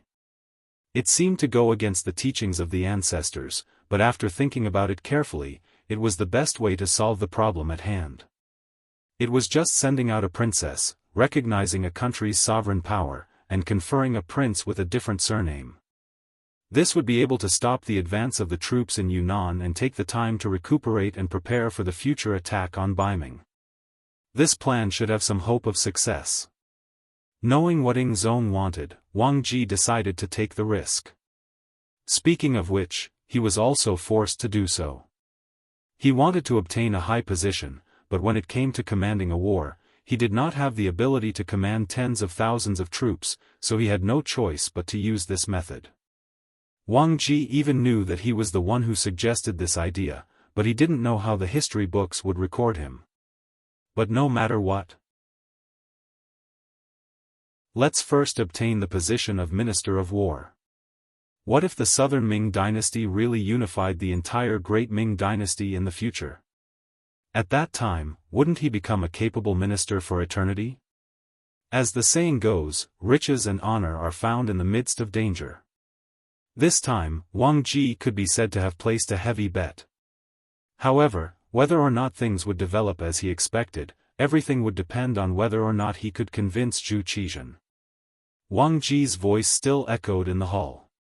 At this moment, Zhu Qizhen did not get angry. Instead, he became much quieter. The Yunnan matter was getting more and more intense. Since the beginning, more than 400,000 troops had been sent in, and it was only enough to maintain the current peaceful situation. If they wanted to achieve the final victory, they would have to send out hundreds of thousands of troops. If that was the case, wouldn't they need to mobilize more troops and spend more money? The Southern Ming Dynasty's treasury was almost empty. Could they still persevere? Even if they persevered, what would they obtain after this war? If Baiming took advantage of this opportunity to invade, how should they deal with it? Could it be that he had to continue to be the ruler of a fallen country? Should he agree or not? Zhu Qizhen fell into a dilemma. Your Majesty, you have to make a decision quickly. The current Southern Ming Dynasty cannot endure. Seeing that Zhu Qizhen seemed to have fallen into a dilemma, Wang Ji, who saw hope, shouted bluntly. He had the appearance of a loyal official. Sigh. Forget it. Since this is the case, I will leave this matter to Minister Wang and Minister Chao to handle together. I can agree to their conditions, but they must also guarantee that they will help us deal with King Minzhuang. I want to quickly pacify the chaos in Yunnan. Zhu Qizhen knew that if this continued, it would not be a good thing for the Southern Ming Dynasty. Thinking that there was no better way, he could only agree first. As for what would be recorded in the history books, as long as he recuperated and could truly unify the great Ming dynasty, what he did today would naturally become a wise move of enduring humiliation. Your Majesty is wise. Seeing that Zhu Qizhen really agreed, Wang Ji kowtowed 3 times to the ground. He knew that from this moment on, his position should be stable. As long as the matter of Yunnan was resolved, his position as Minister of War would be set in stone. Zhu Qizhen actually agreed to the request of being bestowed the title of king and a marriage alliance. He threw the ancestral teachings to the side. Once the news came out, many officials were in an uproar. Many people had tears streaming down their faces, and their faces were filled with sorrow. They finally recognized the fact that the once powerful great Ming dynasty no longer existed. The sudden appearance of being bestowed the title of king and the marriage alliance, as well as the matter of Wang Ji going to Yunnan from Jingdo, caused everyone to overlook Yang Chendong, who was still outside Gaozhou prefecture. Zhu Qizhen only took back his authority as an imperial envoy, and then had Guaning and Ma Wei in Wuzhou prefecture take care of this matter. Guaning and Ma Wei in Wuzhou prefecture received the imperial edict. They also learned about some of the things that had happened in Nanjing and Jingdo through some channels. How is that possible? Although Minister Cheng is old, his body is still good. Now that the chaos in Guangdong has been resolved, it is time to focus on resolving the Yunnan matter. How can he be allowed to rest? Guaning, who received the news, had a face of disbelief, and his voice was filled with anger. Ma Wei stood to the side and watched all of this happen. However, he did not say anything. In terms of rank, Ma Wei was a level 3 official, far higher than Guaning, who was only a level 5 official. Previously, he respected Guaning because he was the trusted aide of Kuang Yi, the Minister of War. In addition, Guaning controlled the evaluation of low-level officials and could have a say in his career. However, now that Kuang Yi was forced to stay at home, this person's right to speak was obviously gone, and he could not be respected. This could be seen from the fact that the imperial edict did not reward Guaning after the chaos in Guangdong had been resolved. As Kuang Yi lost power, this person was probably going to be ignored. In the officialdom, there were many people who added flowers to brocade, but few people who helped in the snow. Even if it was for his own career, Ma Wei did not dare to get too close to Guaning. Otherwise, if Assistant Minister Wang Ji found out, who knew if he would make things difficult for him? Guaning stood there and talked to himself for a while until Ma Wei was getting impatient. He could not help but walk up and say, "General Guan, the imperial edict says that we have to go outside Gaozhou prefecture to resolve the problem of Count Zhongdan. I think we should do it sooner rather than later. Yes, the matter needs to be resolved as soon as possible. How about this, we will leave tomorrow." Guaning felt Ma Wei's attitude towards him. If it was not for the matter of Yang Chendong that had not been resolved, he would have already distanced himself from him. However, he himself also wanted to resolve this matter quickly and then go to the capital to see his teacher Kuang Yi. On this point, the two had the same request. Very well, then I will go back and prepare. He was afraid that Guaning would not go with him. If that was the case, he would not have the confidence to face Yang Chendong alone. With Guaning, it would be fine. If the matter was successful, he would naturally have to take credit for it. If the matter was not successful, then he could just push all the blame onto him. This was the result that Wang Ji wanted to see. How could Guaning not see Ma Wei's change of heart and thoughts? To be able to become the person that Kuang Yi valued and nurtured, how could he not have some ability? He was also scheming against Ma Wei. These two people who were not of the same mind worked together to complete a task, causing the matter itself to be filled with complexity and uncertainty. Not to mention, the person they were facing this time was Yang Chendong. This person was extremely outstanding in all aspects. Before the matter even started, it was already destined that they would not be able to gain any benefits. The matter that happened in the capital was quickly transmitted to Yang Chendong through the security bureau. In the largest military tent outside of Gaozhou Prefecture, the first thing Yang Chendong did after receiving the news was to arrange for his subordinates to buy food. In the process of eliminating the Huang bandits, almost all the spoils of war were obtained by Ling Feng. The total amount was close to 10 million taels of silver. With this amount of money, it was more than enough to buy some vegetables and meat from the surrounding big families. Furthermore, the Chang clan and a few other merchants from the south who were cooperating with the Heavens Beyond Trading Company would also send food over. With these, it would not be a problem to feed the 8,000 people. Since Ing Zong wanted to get rid of the donkey after it had outlived its usefulness, then he would play with these people. There were no problems with food, shelter, and transportation. Ling Feng took this opportunity to begin intense training. The main subject of this training was jungle warfare. Because of this, the few barren mountains below Gaozhou Prefecture became a restricted area. Yang Chendong and his men spent 4 days to arrange everything and choose the training area and method. At this time, Guan and Ma Wei had already arrived at Gaozhou Prefecture.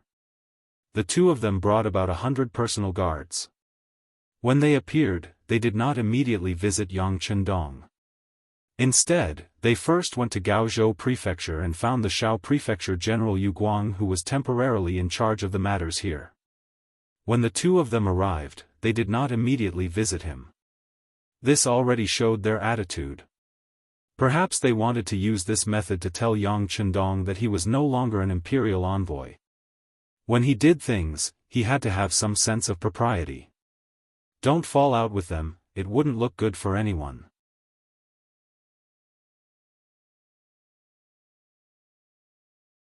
Chapter 409. These ungrateful wretches. When they use people, their eyes look forward, but when they don't use people, their faces look backward, Tiger's Mane said angrily. Tiger's Mane is right. They don't need to pay attention to such people, Beta Persei also said in a low voice. He was really afraid that if he spoke too loudly, it would startle the young master. Last time, the young master had said that if he were to speak loudly again, he would be sent to the front lines to fight on the battlefield. Beta Persei was naturally not afraid of going to the battlefield, but he was unwilling to leave Yang Chendong's side no matter what. Yang Chendong looked at Beta Persei, who had deliberately lowered his voice, and couldn't help but smile. Well, Beta Persei, you're doing well. But isn't it very tiring to speak like this? Young master, it's not tiring at all. As long as I can be by the young master's side, this is nothing. Beta Persei chuckled, not showing the slightest bit of reluctance. Alright, stop pretending. I know it's hard for you to speak softly, so the young master found a job for you. You can speak loudly, and the louder you are, the better. What do you think? Yang Chendong smiled and gave Beta Persei an order. After hearing the whole plan, Beta Persei chuckled. Young master, don't worry. I promise to do this well and let them know what the real lion's roar is. Very good. Yang Chendong patted Beta Persei's shoulder in satisfaction, then said to Tiger's Mane, call the first and second guard squads here. The young master needs to arrange the work. This time, we want to be the imaginary enemy of the entire cold front and auxiliary soldiers. We want to teach those rookies a lesson by fighting against a few thousand. Yes. When Tiger's Mane heard that there was going to be a battle, even though it looked like a drill, the thought of a few dozen against a few thousand made him excited. He immediately agreed happily and turned around to call for reinforcements. Beta Persei looked aggrieved. Young master, I want to follow you too. Forget it. Don't you have more important things to do? Besides, it's better for you to stay away from military exercises. Have you forgotten that during the last exercise, I asked you to fake a fight and show mercy to your brothers, but you injured one of them with a slap? You were too heavy-handed. Yang Chendong brought up the past. Beta Persei was very strong due to his tall stature. Even if he held back, a slap was far from what an ordinary person could withstand. Young master, I'll use 30% of my strength this time. Beta Persei still wanted to fight for a chance. Okay, you can go if you want. Get things done first. When they stop bothering this young master, you can come to the forest to find us. Yang Chendong had given Yang a glimmer of hope, but in return, Ong had a bitter expression. Perhaps Yang also knew that what he was about to do was a protracted battle, and it wasn't something that could be easily accomplished. Tiger's Mane quickly conveyed Yang Chendong's message. The first and second guard teams, a total of 40 people, plus 20 people from the Wolf Fang Special Forces and 20 people from the Ghost Sniper team gathered in front of Yang Chendong. Jungle warfare was like a hunting war. In addition to some pursuit and interception, the most important thing was to hide. For a jungle veteran, the jungle was like having a logistics base. Sometimes, a jungle veteran could kill some inexperienced soldiers with traps and take away their weapons. There was an endless supply of edible plants and animals in the jungle. Fire might be the best way to deal with jungle warfare, but it was only suitable for temperate jungles. Tropical rainforests were an exception. During the US-Vietnam War, the US military suffered a lot in jungle warfare. In terms of strategy, jungle warfare might only be to kill a large number of enemies and attack the enemy's logistics to restrain the enemy. In terms of tactics, jungle warfare affected the performance of many high-tech weapons. In the jungle, ears were sometimes more important than eyes. In the jungle, your energy would be consumed by everything around you. Among them, the best tactics were to ambush or wait for the right opportunity. Yang Chendong knew that the role of firearms in jungle warfare would be reduced by at least 30%. In other words, the advantage of the cold front would be reduced to 70% of the original. In order to make up for this shortcoming, more training was needed. Sweat more during training and bleed less during wartime. Although a qualified cold vanguard knew how to disguise and hide, there was a big difference between fighting in the forest and fighting in it. In order to better unleash one's strength, targeted training was very necessary. The team gathered. Before they left, Yang Chendong first told his wife, Hu Yan, and third wife, Lady Xue, that he would be away for a few days. If needed, he would come back at any time. Then, he called Yang San and arranged a few things for him. Nanming wanted to lower their heads to the various powers in Yunnan. This was not something he would allow. If that happened, it would be the same as interrupting his plan.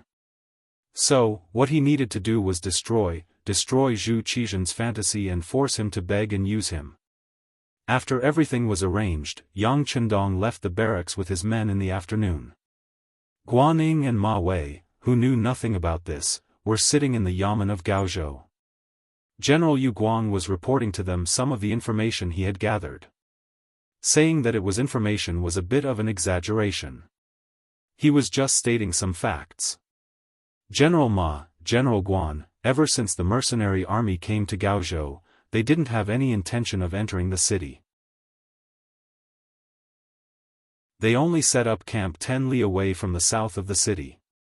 The area 5 li away from their camp has been designated as a restricted military zone. Our men tried to enter a few times to investigate, but were beaten back. General Yu Guang lowered his head when he said this. He was obviously ashamed of his men's incompetence.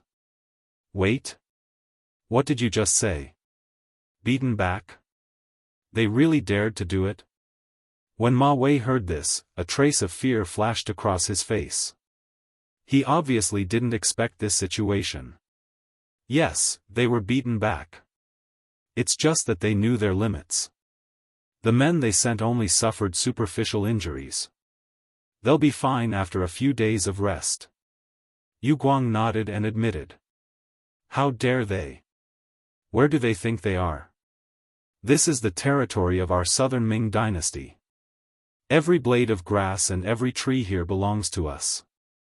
They actually dared to touch our people in our territory. They are truly audacious.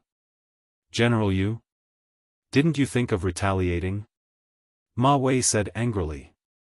He was the commander of the Guangdong Guards. In principle, once a war broke out in Guangdong, he was the leader of the army and had the authority to command any guards under him.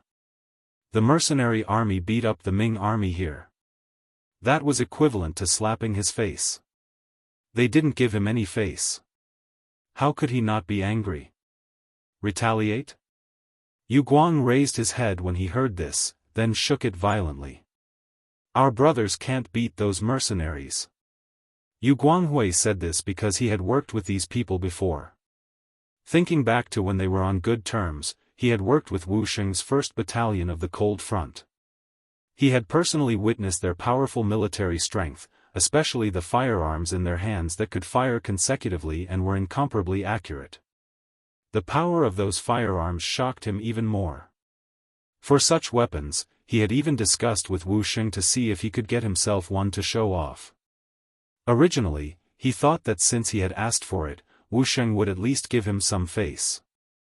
Never would he have thought that the usually easygoing Wu Sheng would shake his head firmly and say that he didn't have the authority to do so.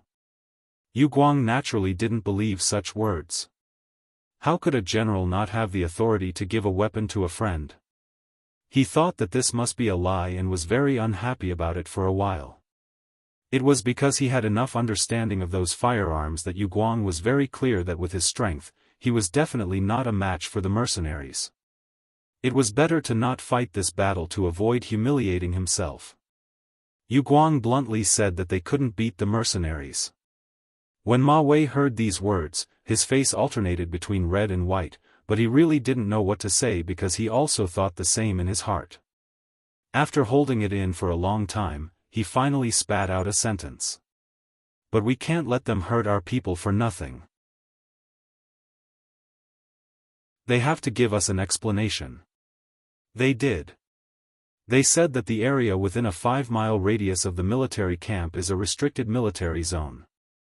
As long as we're outside this zone, they won't care what we do, Yu Guang told the mercenaries the answer they gave him. However, this answer only made Ma Wei angrier. This was clearly looking down on him, but he couldn't do anything about it. Who asked him to be weaker than them? If they really fought, then the one who would lose face and suffer losses would only be him. Ma Wei was so depressed that he didn't know what to do. His expression was extremely ugly. His gaze involuntarily fell on Guan who was beside him. In his heart, this person still had some ideas when faced with trouble. However, when facing the mercenaries, how many people could come up with a better idea? Unless the Southern Ming Empire was willing to put in a lot of effort, it was only an army of 8,000 people. If they could gather tens or even hundreds of thousands of people, they could use up all of these 8,000 people. However, right now, they didn't even have enough military strength to deal with the Yunnan matter. Where would they find the strength to deal with Yang Chendong? Noticing that Ma Wei and Yu Guang were both looking at him, Guaning shook his head and said, "Let's wait until tomorrow. When we see that Yang Chendong, we'll tell him about these things and see how he responds. His 2 wives are still by Ming. I don't believe he would dare to risk universal condemnation and start a rebellion." That's right.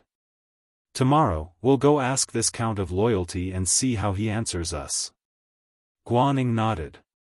At this time, he didn't notice that there was already a problem with his attitude. It was fine if he didn't call him Imperial Envoy, but he didn't even call him Duke of Loyalty.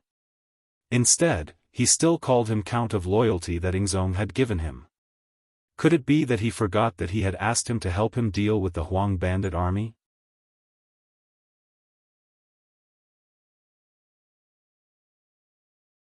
Chapter 410. This was the weakness of human nature. Oftentimes, people would only remember how good they were to others. Oftentimes, the good that others had done to them would be thrown out of their minds. The night passed quickly, and some things happened that outsiders didn't know about. For example, Yang Chendong led less than 100 of the best and made preparations in the nearby forest. At dawn, Commander Wu Sheng of the Cold Front Battalion led 400 men, 1 auxiliary battalion, and 2 temporary auxiliary battalions towards the mountains. Their goal was to find the sixth young master there and surround him to complete the assessment. Guanning, Ma Wei, and General Yu Guang, who were oblivious to all of this, took their 200 personal guards and headed towards the mercenary camp after eating breakfast early in the morning. As if they were already aware of their arrival, no one stopped them on the way. When they arrived at the camp, the tall Beta Persei appeared. "What are you doing here? Are you here to see our young master's ugliness?" Beta Persei stood in front of Guanning and the others, and then spoke in a voice that was close to a roar. This sudden shout caused the three generals who were still riding on their horses to tremble violently. At this moment, not only did they feel their eardrums ringing, even the horses they were riding on were completely shocked at this moment. They kept kicking their hind legs, causing the three generals to almost fall off their horses. With great difficulty, Ma Wei forcefully restrained the horse. With a stern face, he said to Yang Er, "What are you doing? Why are you speaking so loudly?" "How am I speaking loudly? This is how I speak. If you don't want to listen, then please leave. I don't think anyone invited you here." His voice was raised by an octave. After another round of provocation, the warhorse finally couldn't hold back and began to jump. Because of a moment of carelessness, General Yu Guang was thrown off the horse. Guanning and Ma Wei saw that the situation wasn't good. They hurriedly jumped off their horses and didn't follow behind. "You!" Ma Wei reached out and helped General Yu Guang up from the ground. He angrily pointed at Beta Persei and wanted to say something. However, Guanning stopped his actions and said in a respectful tone, "You're the Yang brothers, right? You just said that we're here to see your young master make a fool of himself. What's going on? What happened to Count Zhongdan? My family's young master has been sick for several days. His body is very weak and his face is very pale. Didn't you come to see the young master now because you want to see the young master's ugly state? Let me tell you, that's impossible. My young master is wise and mighty. He won't let you see his bad side. Also, my family's young master is the Duke of Zhongdan, not the Count of Zhongdan as you said. If you still call him that, it's disrespectful to the young master. If that's the case, don't blame me for being rude to you." As soon as Yang Er finished his roar, a row of cold front soldiers began to move towards them. Further away, there were more cold warriors glaring at them. It seemed that as long as Beta Persei casually shouted, these people would immediately attack and teach them how to behave. The shouting was soul-stirring, and the situation was so unforgiving. Guanning, Ma Wei, and the others, who were completely suppressed, knew that it was impossible to see Yang Chendong today and denounce him. They were not prepared. They thought that with their status, Yang Chendong would not dare to do anything openly. But now, they couldn't even see the person in question. Even if they had reason, it was useless. A wise man knows better than to fight when the odds are against him. Guanning asked, "Brother Beta Persei, when will your family's young master recover?" "Don't ask me about this. I'm not a doctor. Why don't you come back in a few days? Maybe when the young master recovers, he can see you." Beta Persei saw that Guanning was being polite, so he also said politely, but his voice was still as loud as before. When Guanning and the others heard it, they couldn't help but frown. They couldn't force their way in, and they couldn't see the person, so there was no use in staying here. With no other choice, Guanning and Ma Wei looked at each other and decided to leave first. After a few days, when Yang Chendong's body was better, they would come back to visit. Guanning, Ma Wei, and the others were about to leave. Leng Feng didn't make things difficult for them, but only watched them leave. Not long after, as soon as the three of them entered the city gates of Gaozhou, a trusted soldier came to report that the embroidered uniform guard had arrived. The embroidered uniform guard had arrived. The one who came was Commander Wei Guang, a fourth-rank official. This fourth-rank official was extremely high. Even in front of Ma Wei, who was a third-rank official, it was still slightly higher. The four of them met in a secret room in the back courtyard of the magistrate's office.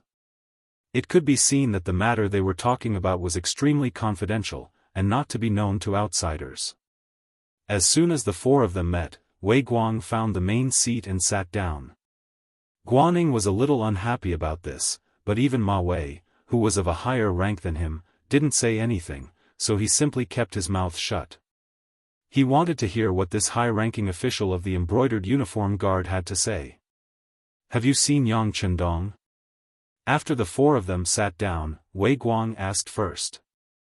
"No." The one who answered him was General Yu Guang. He probably knew that his position wasn't very high, and was only a general of a magistrate. At this time, it was most appropriate for him to answer Wei Guang's question. His servant said that he was sick. Sick? After hearing this, Wei Guang's eyes couldn't help but light up, as if he had thought of something. He said that he was sick, and said that he was very miserable, as if he couldn't even get out of bed. But from this general's point of view, this seems to be half-hearted. At this time, Ma Wei opened his mouth, his face full of displeasure. Obviously, he felt that today's trip was somewhat embarrassing. Unexpectedly, after he finished speaking, Wei Guang, who was sitting there, actually nodded his head lightly. Perhaps his illness is true. But it shouldn't be illness, and it could be poison. Poison? Suddenly hearing this, Ma Wei, Guaning, and Yu Guang's eyes couldn't help but light up, then darken. Obviously, they thought of a certain possibility. Yes, we received news that someone had assassinated Yang Chendong, and they even used poison. It's just that there hasn't been any concrete reports. Looking at it now, it is very likely to be true. Oh right, General Yu Guang, you've been here for the longest time. May I ask if you've seen Yang Chendong when the mercenaries arrived? Wei Guang nodded as he voiced his guess. Then he asked Yu Guang. No. I have seen some of the other mercenary generals, but this Yang Chendong, I really haven't seen him once. After thinking for a while, Yu Guang suddenly slapped his thigh and said. That makes sense. It seems that he is very likely poisoned. And the reason why the army stopped here and didn't leave is to let him treat his illness. We can't even rule out another possibility, which is that something has happened to him, but he didn't tell the outside world. Wei Guang smiled and nodded his head. This time, he had come under Menda's secret order to check on Yang Chendong's situation. Su Moner's sudden disappearance made Menda suspect that she had already made her move, and then was silenced by Yang Chendong in a fit of anger.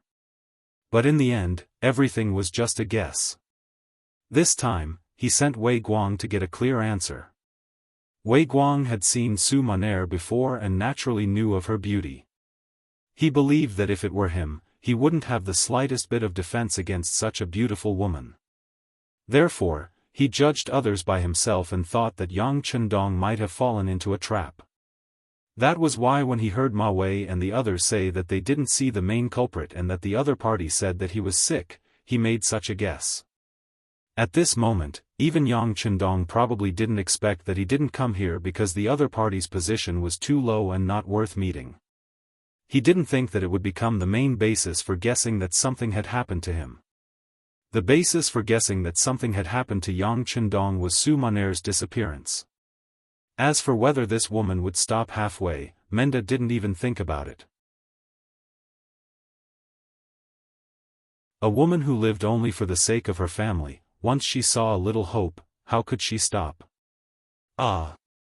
If Yang Chendong is really poisoned, this is our chance. After Guaning heard Wei Guang's seemingly determined tone, he suddenly had a feeling that his eyes lit up. Could this headless mercenary army be of use to him? Guaning wasn't the only one who thought of this. Ma Wei's eyes also lit up. If these mercenaries could be used by him, then the safety of Guangdong would have more protection. As the commander of the Guangdong guards, he would have more confidence in doing things. There is a chance, but we can't make a move on the mercenaries. Wei Guang seemed to have thought of something. After all, the embroidered uniform guards had a wide source of information and knew a lot of information that ordinary people didn't know. We won't make a move on the mercenaries. Didn't they recruit over 4,000 people from the Huang bandit army? We only need them. Guaning naturally knew how terrifying the mercenaries were. He also knew that the mercenaries in front of him weren't all of them. As for how powerful the entire mercenary army was, it was only a guess based on his imagination. The embroidered uniform guards had secretly sent people out to sea before, but without exception, there was no news. Since they didn't know how powerful Leng Feng was, it was best not to provoke him and not to make an enemy out of him. However, it didn't matter. Those things had nothing to do with him. He only needed to do the things in front of him well. That was to recruit these people who joined the mercenary army later on for his own use. Ever since he saw the glory of the mercenary army on the battlefield, Guaning wanted to build an army like this. This way, the overall strength of the South Ming army would increase by more than one level. With the addition of these people, his wish might come true sooner.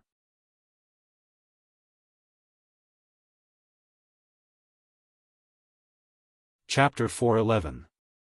That's right, we are only after those 4,000 people. Ma Wei said in the same tone. Then he and Guaning looked at each other. It could be seen that at this moment, there was an element of competition between them. Well, that's possible. Then we'll use our own methods. Wei Guang also received a mission, which was to bring some mercenaries back to the capital to resume their duties. From these people, they might be able to get more information about the mercenaries, which would play a crucial role in how to deal with them in the future. As a result, the three parties began to secretly compete with each other. They were all rushing towards the same goal, which was to persuade the original Huang bandits who had just joined the mercenaries to join their side and be used by them. Yang Chendong did not expect this war at all. When he received this news, he couldn't help but laugh out loud. Since they want to create more problems, let's play with them. Pass down the order, let's have Yang Er and Yang Wu put on a good show with them. In short, the longer they delay, the better. After Yang Chendong finished speaking, someone had already passed on the order. He himself was standing on the mountainside, looking in the direction of the southwest. At this time, his eyes seemed to be able to see some of the chaotic situation there. Yunnan. It was Jules and his bastard sons who started this mess. Zhu Li, the 18th son of Zhu Yuanzhang, was born with Zhou Fei. In the 24th year of Hongwu, 1391, he was given the title of Min Province. 4 years later, because Yunnan was newly attached, he needed a prince to govern it. In the first year of Jiangwen, the Marquis of Shiping, Mu Cheng, accused the Min king of misconduct, and the Jiangwen emperor demoted him to a commoner. After Zhu Di's death, Zhu Li's title was restored. This Min king Zhu Li was not a good person. Since he was restored to the throne, he acted recklessly, indulged in the old customs, took the seals of various departments, and killed officials. After Zhu Di found out, he took away his vassal king's seal, and then cut off his guards. Later, perhaps because Zhu Di cared for his younger brother, he returned the seal to him. After Ming Renzong ascended the throne, he moved Zhu Yi to Huguang Wugang and lived there. A long time later, a mansion was built for him. At that time, he was almost 50 years old. Zhu Yi was very bad, and so were his sons. Especially the son of a concubine, Prince of Guangdong Zhu Huili and Prince of Yangzhong Zhu Huili. In order to compete for the property of the Prince of Min's mansion, they had already quarreled with their elder brother, Prince of Zhenan Zhu Huili. The reason was that Zhu Huiliang and Zhu Huiliang's mother, Su, didn't have a high status. She was afraid that her two sons would be in a disadvantageous position when dividing the family property. So, she took advantage of the muddle-headedness of the old king of Min and stole from the king of Min's mansion many times. Finally, one day, when she was caught in the act, the ashamed Su Shi hanged herself. Her mother, who stole things, died. How could the two living treasures just let it go? Especially Zhu Huili, who was full of evil tricks. First, he tore down the wall and opened the door, forcibly opened the inner and outer treasury, and took the gold and silver of the family. Then, he reported to the imperial court, saying that his brother Zhu Huili forced his concubine mother to death, and the imperial court should uphold justice. After Ming Yingzong heard about it, he sent the prince consort and the imperial censor to investigate. They found that it was not like what Zhu Huili said. Then, he sent an imperial edict to warn Zhu Yi and his son, "If you violate the rules, I dare not do it." After that, the Prince of Min's mansion was quiet for a while. But then the outbreak of the Tumu castle broke this silence. Because Ming Yingzong's army was defeated and retreated back to Nanjing to establish the southern Ming dynasty, Zhu Qiyu took over the throne and became the emperor of Baiming. The big and powerful Ming dynasty was divided into north and south, and its strength was greatly reduced. Almost at this time, the old king of Min, Zhu Yi, died. Zhenan Zhu Huili became the second king of Min, also called king of Min Zhuang. In history, the brothers were incompatible with each other. After Zhu Huili became the new king of Min Zhuang, the conflicts between them began to escalate. But because of the appearance of Yang Qindong, everything changed. Since Zhu Qizhen and Zhu Qiyu could separate and become the North and South emperors, why couldn't they? Did they have to be entangled with the issue of King of Min? Not to mention that the two brothers originally had titles, namely Guangdong King Zhu Huili and Yangzong King Zhu Huili. Among the three of them, Zhu Huili was the quickest to react. Just when his elder brother Zhu Huili inherited the throne, he and his younger brother Yangzong King Zhu Huili came to congratulate him, which made his elder brother and the guards in the family very nervous. But when there were no outsiders, Zhu Huili and his younger brother Zhu Huili told their thoughts to their elder brother Zhu Huili, and the new king of Min was tempted. Since the Ming dynasty could be divided into north and south, why couldn't they divide another one? As long as the three brothers were united, what couldn't they do? After all, the land that could be ruled by the king of Min was still small. If they could fight for it, how big would the world be? Kings, nobles, generals, and ministers were all noble. Not to mention that the blood of the Zhu family originally flowed in their bodies, which was the bloodline of the royal family. Just like that, the three ambitious brothers began to work together and secretly made preparations. They wanted to take advantage of the time when Yingzong's influence in the south was not completely stabilized to make their move. When the ancient people started a rebellion, they needed a reason. For example, Liu Bang, the ancestor of the Han dynasty, killed the White Snake and Emperor Xian. There was a servant in Guangdong King Zhu Huili's house called Duan Yuhong. His father, Duan Hongshan, was a person who knew magic. He was recommended to come here and introduced to Yu Libin, who was good at physiognomy. After planning, Yu Libin appeared as a guest at a large banquet held by King of Min. When he saw the new king of Min Zhuang, Zhu Huili, he said with a shocked look, "The king's physiognomy is really rare in the world. As long as you have the heart to fight for it, you can succeed. The time should be last year. It can't be later than May or June this year. You can directly send troops to the east to Nanjing and you can ascend the throne." When Yu Libin was talking, outside the hall, some guards holding swords walked in and stood on both sides. They looked like they were ready to fight, forcing the guests to make a statement. Two brothers, Guangdong King Zhu Huili and Yangzong King Zhu Huili, took the lead and bowed, saying that they would support their elder brother. This made the other guests have no choice but to make a statement. One by one, they knelt down and shouted. Since the Ming dynasty's Yongla and Xuanda feudal lords removed the feudal lords only had a few guards. How could they have a large army? However, this was not a problem for the three brothers. They asked people to use gold to make a treasure of the king, silver ornament Lingwu Marquis, Qinwu Marquis seal 2, changed to Yuan Xuanwu. They also imitated the emperor's method and made many imperial edicts. Then, they asked their subordinates, Duan Yuhong, Meng Neng, Chen Tianzai, and the others, to use the seal coins and other things. Confer the title of Lingwu Marquis to Yang Wenba, the title of Lingwu Marquis to Tianzhai Miao Jinlong, and the title of Qinwu Marquis to Qinwu Marquis. At the same time, they sent people to contact the old king of Jiaoji, Li Li, and promised them great benefits. In history, Yang Wenba and the others were very clear-headed. When they saw the so-called imperial edicts from the Guangtong brothers, they did not take it seriously, let alone send troops for them. However, in this life, the Ming dynasty was divided into north and south. The power and strength of the imperial court were greatly reduced. In addition, this time, the three brothers worked together. Yang Wenba also had the idea to collude with them. The three brothers of the Min king had the support of several Miao leaders internally and the support of Jiaoji externally. When the general situation was formed, Yunnan was in chaos.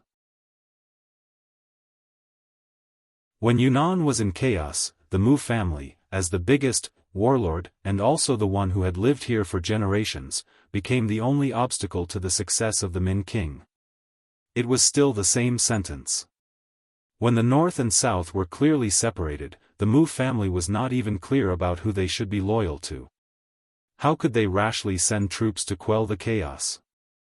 Because of this delay, the Min king's forces grew stronger and stronger.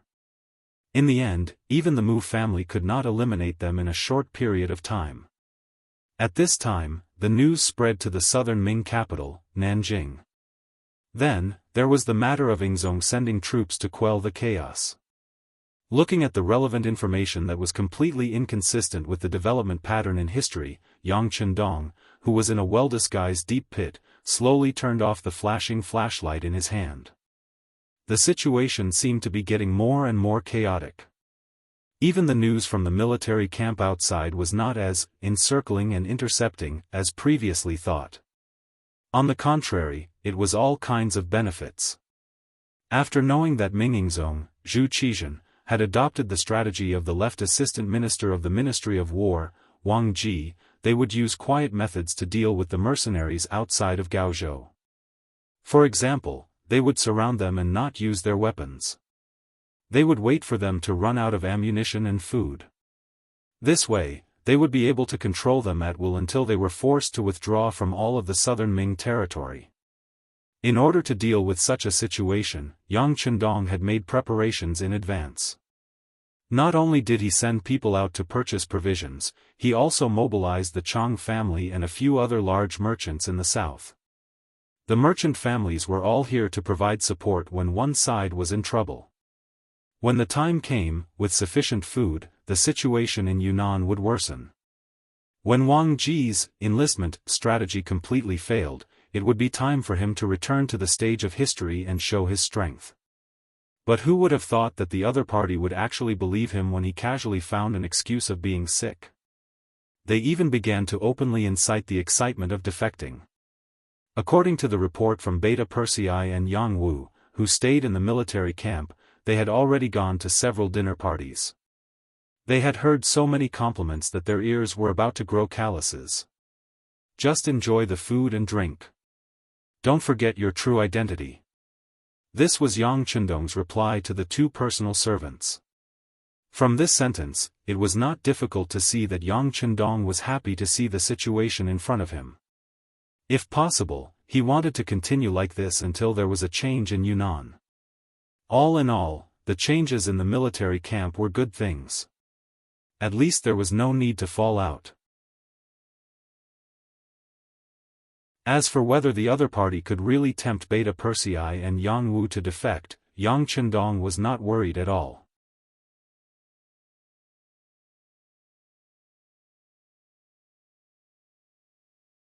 Chapter 4:12. Both of them had been to Crimson City and had witnessed Yang Xie's strength. They had been his personal retainers for such a long time. They had a bright future ahead of them. It would be foolish of them to betray him for the sake of a dream fabricated by someone else. If that was the case, it would be better for it to happen as soon as possible.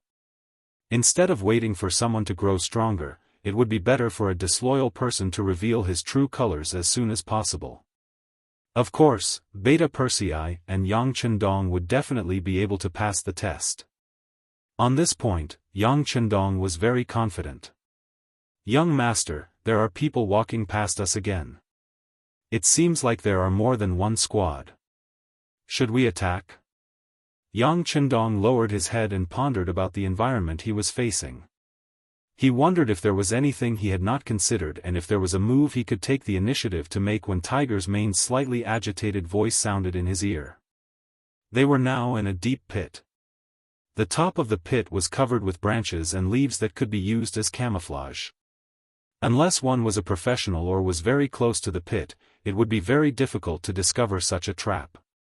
Yang Chendong had done this kind of concealment and camouflage countless times in his previous life. He was already very experienced in it. In fact, there were more than a dozen such traps in the forest. Tiger's Mane and the other 6 members of the first guard squad who followed Yang Chendong were in this pit. They were here to deal with the members of the Cold Vanguard team who passed by and eliminate them one by one. Yang Chendong's lips curled into a smile when he heard that someone had come to his pit. "Good. We must eat the fat meat that is in our mouth. We must let the members of the Cold Vanguard know that the slightest bit of carelessness can cost them their lives, especially in the forest where the environment is constantly changing. Just wait and see, young master." After receiving the order to attack, Tiger's Man's eyes flashed with excitement. Even though the bottom of the pit was pitch black, one could still see his eager expression. Not long after, a slight muffled groan came from outside the pit. Obviously, a one-sided slaughter was going on. Marquis Shiping's residence. Reflected in front of him were 2 giant stone lions that were 4 meters tall. It was said that the most famous craftsmen in the country were invited to build them when the mansion was founded. After everything was over, the stone lion's eyes faintly emitted a deep light that could shake one's soul. Between the 2 stone lions, there was a tall and solemn door painted red. The door was inlaid with 7 horizontal lines and 7 vertical lines. There were a total of 49 white door nails, indicating the identity of the owner of the mansion. When he pushed open the heavy door and stepped into the courtyard, not only was it spacious, but the decorations were also exquisite and gorgeous. It could be said to be richly ornamented and splendid. It was even more luxurious than some of the great Ming dynasty's Zhou family residences. This was the Mu residence of the Marquis of Shiping. It originated from Zhu Yuanzhang's adopted son, Mu Ying. Because of his bravery in battle, he repeatedly made contributions. In the 16th year of Hongwu, 1383, Marquis of Shiping was enfeoffed in Yunnan and later promoted to Duke of Qian. From then on, the Mu family became the actual owner of Yunnan. Until now, the newly appointed Mu Bin took over the family's glory and mission, becoming the new Marquis of Shiping and Duke of Qian. However, compared to the previous Marquis of Shiping, Mu Bin not only encountered more problems, but they were also very big. For example, the current chaos caused him to be unable to sleep at night, and his food was tasteless. The reason was the 2 imperial edicts, one in the open and one in the dark. Needless to say, it was the imperial edict from the southern Ming dynasty's Zhu Qizhan, asking him to quell the chaos in Yunnan. The hidden edict was referring to the Baiming emperor, Zhu Qiyu. The meaning of the secret edict was for him to recognize the situation and return to the great Ming dynasty's embrace as soon as possible. As for the Yunnan matter, he could watch with folded arms. When the chaos affected the retired emperor's foundation of governance, he could work together with Baiming to pacify the world. Since the great Ming dynasty was divided into 2, Mu Bin was in a difficult position. He didn't know who to listen to. As the Mu family who had protected the Zhu family for generations, they had never had any thoughts of rebellion. This was the case from the earliest Mu Ying. Even now, Mu Bin still had the same idea. However, the matter of 2 emperors in one country was really difficult for him. Moreover, from his point of view, it seemed that every one of them was orthodox, and every one of them was not. Zhu Qizhan was originally the emperor of the Great Ming Dynasty. Although news of him was lost due to a crushing defeat on the battlefield, his identity as the emperor had always existed. It was not an exaggeration to say that it was orthodox. Zhu Qiyu was appointed in the face of danger. After there was no news of the emperor of the Great Ming Dynasty, he succeeded as the emperor and played a very positive role in calming the hearts of the officials and the people. Moreover, he ascended the throne in the northern capital. There were ceremonies and laws. It could be said that it was orthodox. However, it was not. When Zhu Qizhan returned after his defeat, he should have gone directly to the capital. However, he did not have the courage to do so. Instead, he went to Nanjing to establish the southern Ming dynasty. This seemed to be somewhat unorthodox and even had the intention of splitting the Great Ming dynasty. Zhu Qiyu was even more so. His emperor position was originally a stopgap measure. Logically speaking, when he knew that Zhu Qizhan was fine, he should have taken the initiative to give up the throne. However, he did not. Instead, he continued to sit on this somewhat illegitimate emperor position. It did not seem to be an orthodox thing to do. These two emperors were both right and wrong. It was difficult for Mu Bin. It was precisely this difficulty that made the situation in Yunnan worse and worse.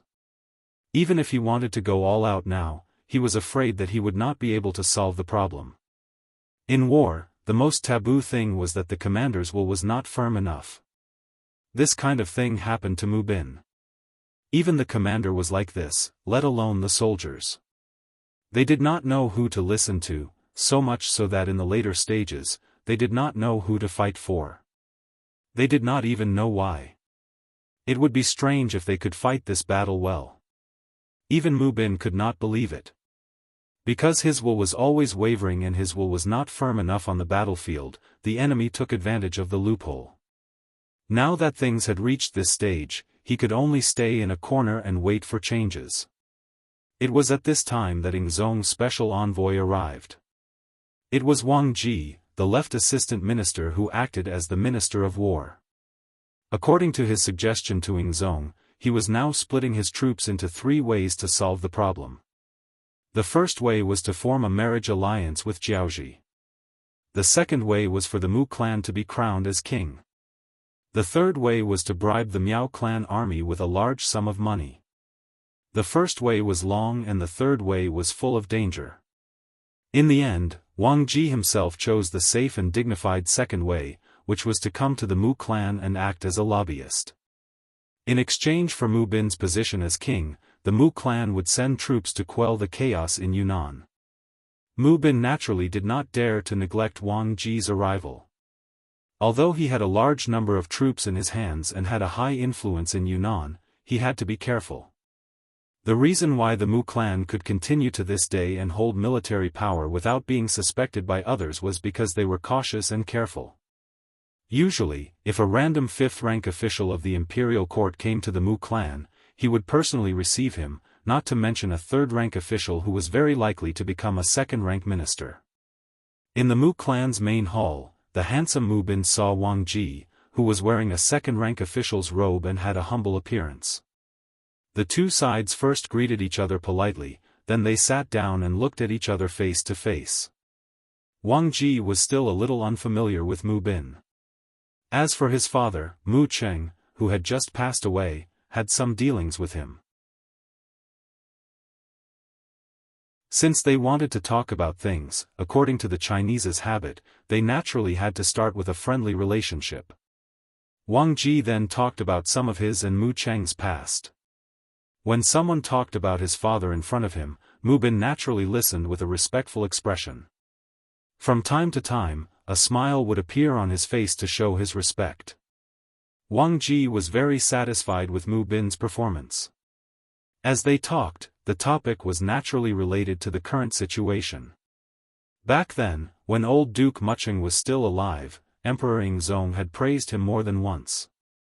He said that old Duke Mucheng had a noble character, was loyal to the country, and fought bravely. He had won the emperor's heart. When he heard the news of old Duke's death, he was really sad for a few days. Now that I think about it, everything seems to have happened yesterday. How nostalgic. Many thanks for His Majesty's love for Father. If Father knew in the underworld, he would be happy and comforted. Mu Bin stood up and cupped his fists toward the south to show his respect. Mu Marquis is too polite. Not only is His Majesty very respectful to old Duke, but he also values Mu Marquis very much. He has told this subject more than once that although Mu Marquis is young, you do have the demeanor of old Duke. Moreover, you are young and strong, so you should be able to create more achievements comparable to your ancestors. It is because of this that His Majesty has decided to abolish the policy of not being able to confer the title of king. Mu Bin, please accept the imperial edict. As he spoke, Wang Ji's expression became extremely solemn. In the end, he even took the initiative to stand up. Unknowingly, a golden imperial edict with a dragon pattern on the back appeared in his hand. This subject, Mu Bin, accepts the imperial edict. In the face of the imperial edict, whether it was from Ingzong or Daizong, Mu Bin had no reason to object. All he could do was kneel and accept the title. By the will of heaven, His Majesty, the imperial edict says, Marquis Mu Bin of Shiping is young and promising, loyal to his country, and has outstanding military achievements. Today, to thank the Mu family for their outstanding contributions to the great Ming Dynasty, I hereby confer Marquis Mu Bin of Shiping as the King of Shiping and award him with a gold medal. For generations, except for the first Marquis Muing, the other Marquis of Shiping were all Marquis when they were alive. Only when they died could they be conferred the title of Duke of Qian. This had become a tradition. However, when it came to Mu Bin, he was conferred the title of King of Shiping without doing anything. Although it was only for this term, it was not hereditary. It was not an exaggeration to say that this action brought honor to his ancestors. You're tuning in to the UnparalleledSwordWill YouTube channel. Don't forget to subscribe and join us on this journey to catch the most captivating stories.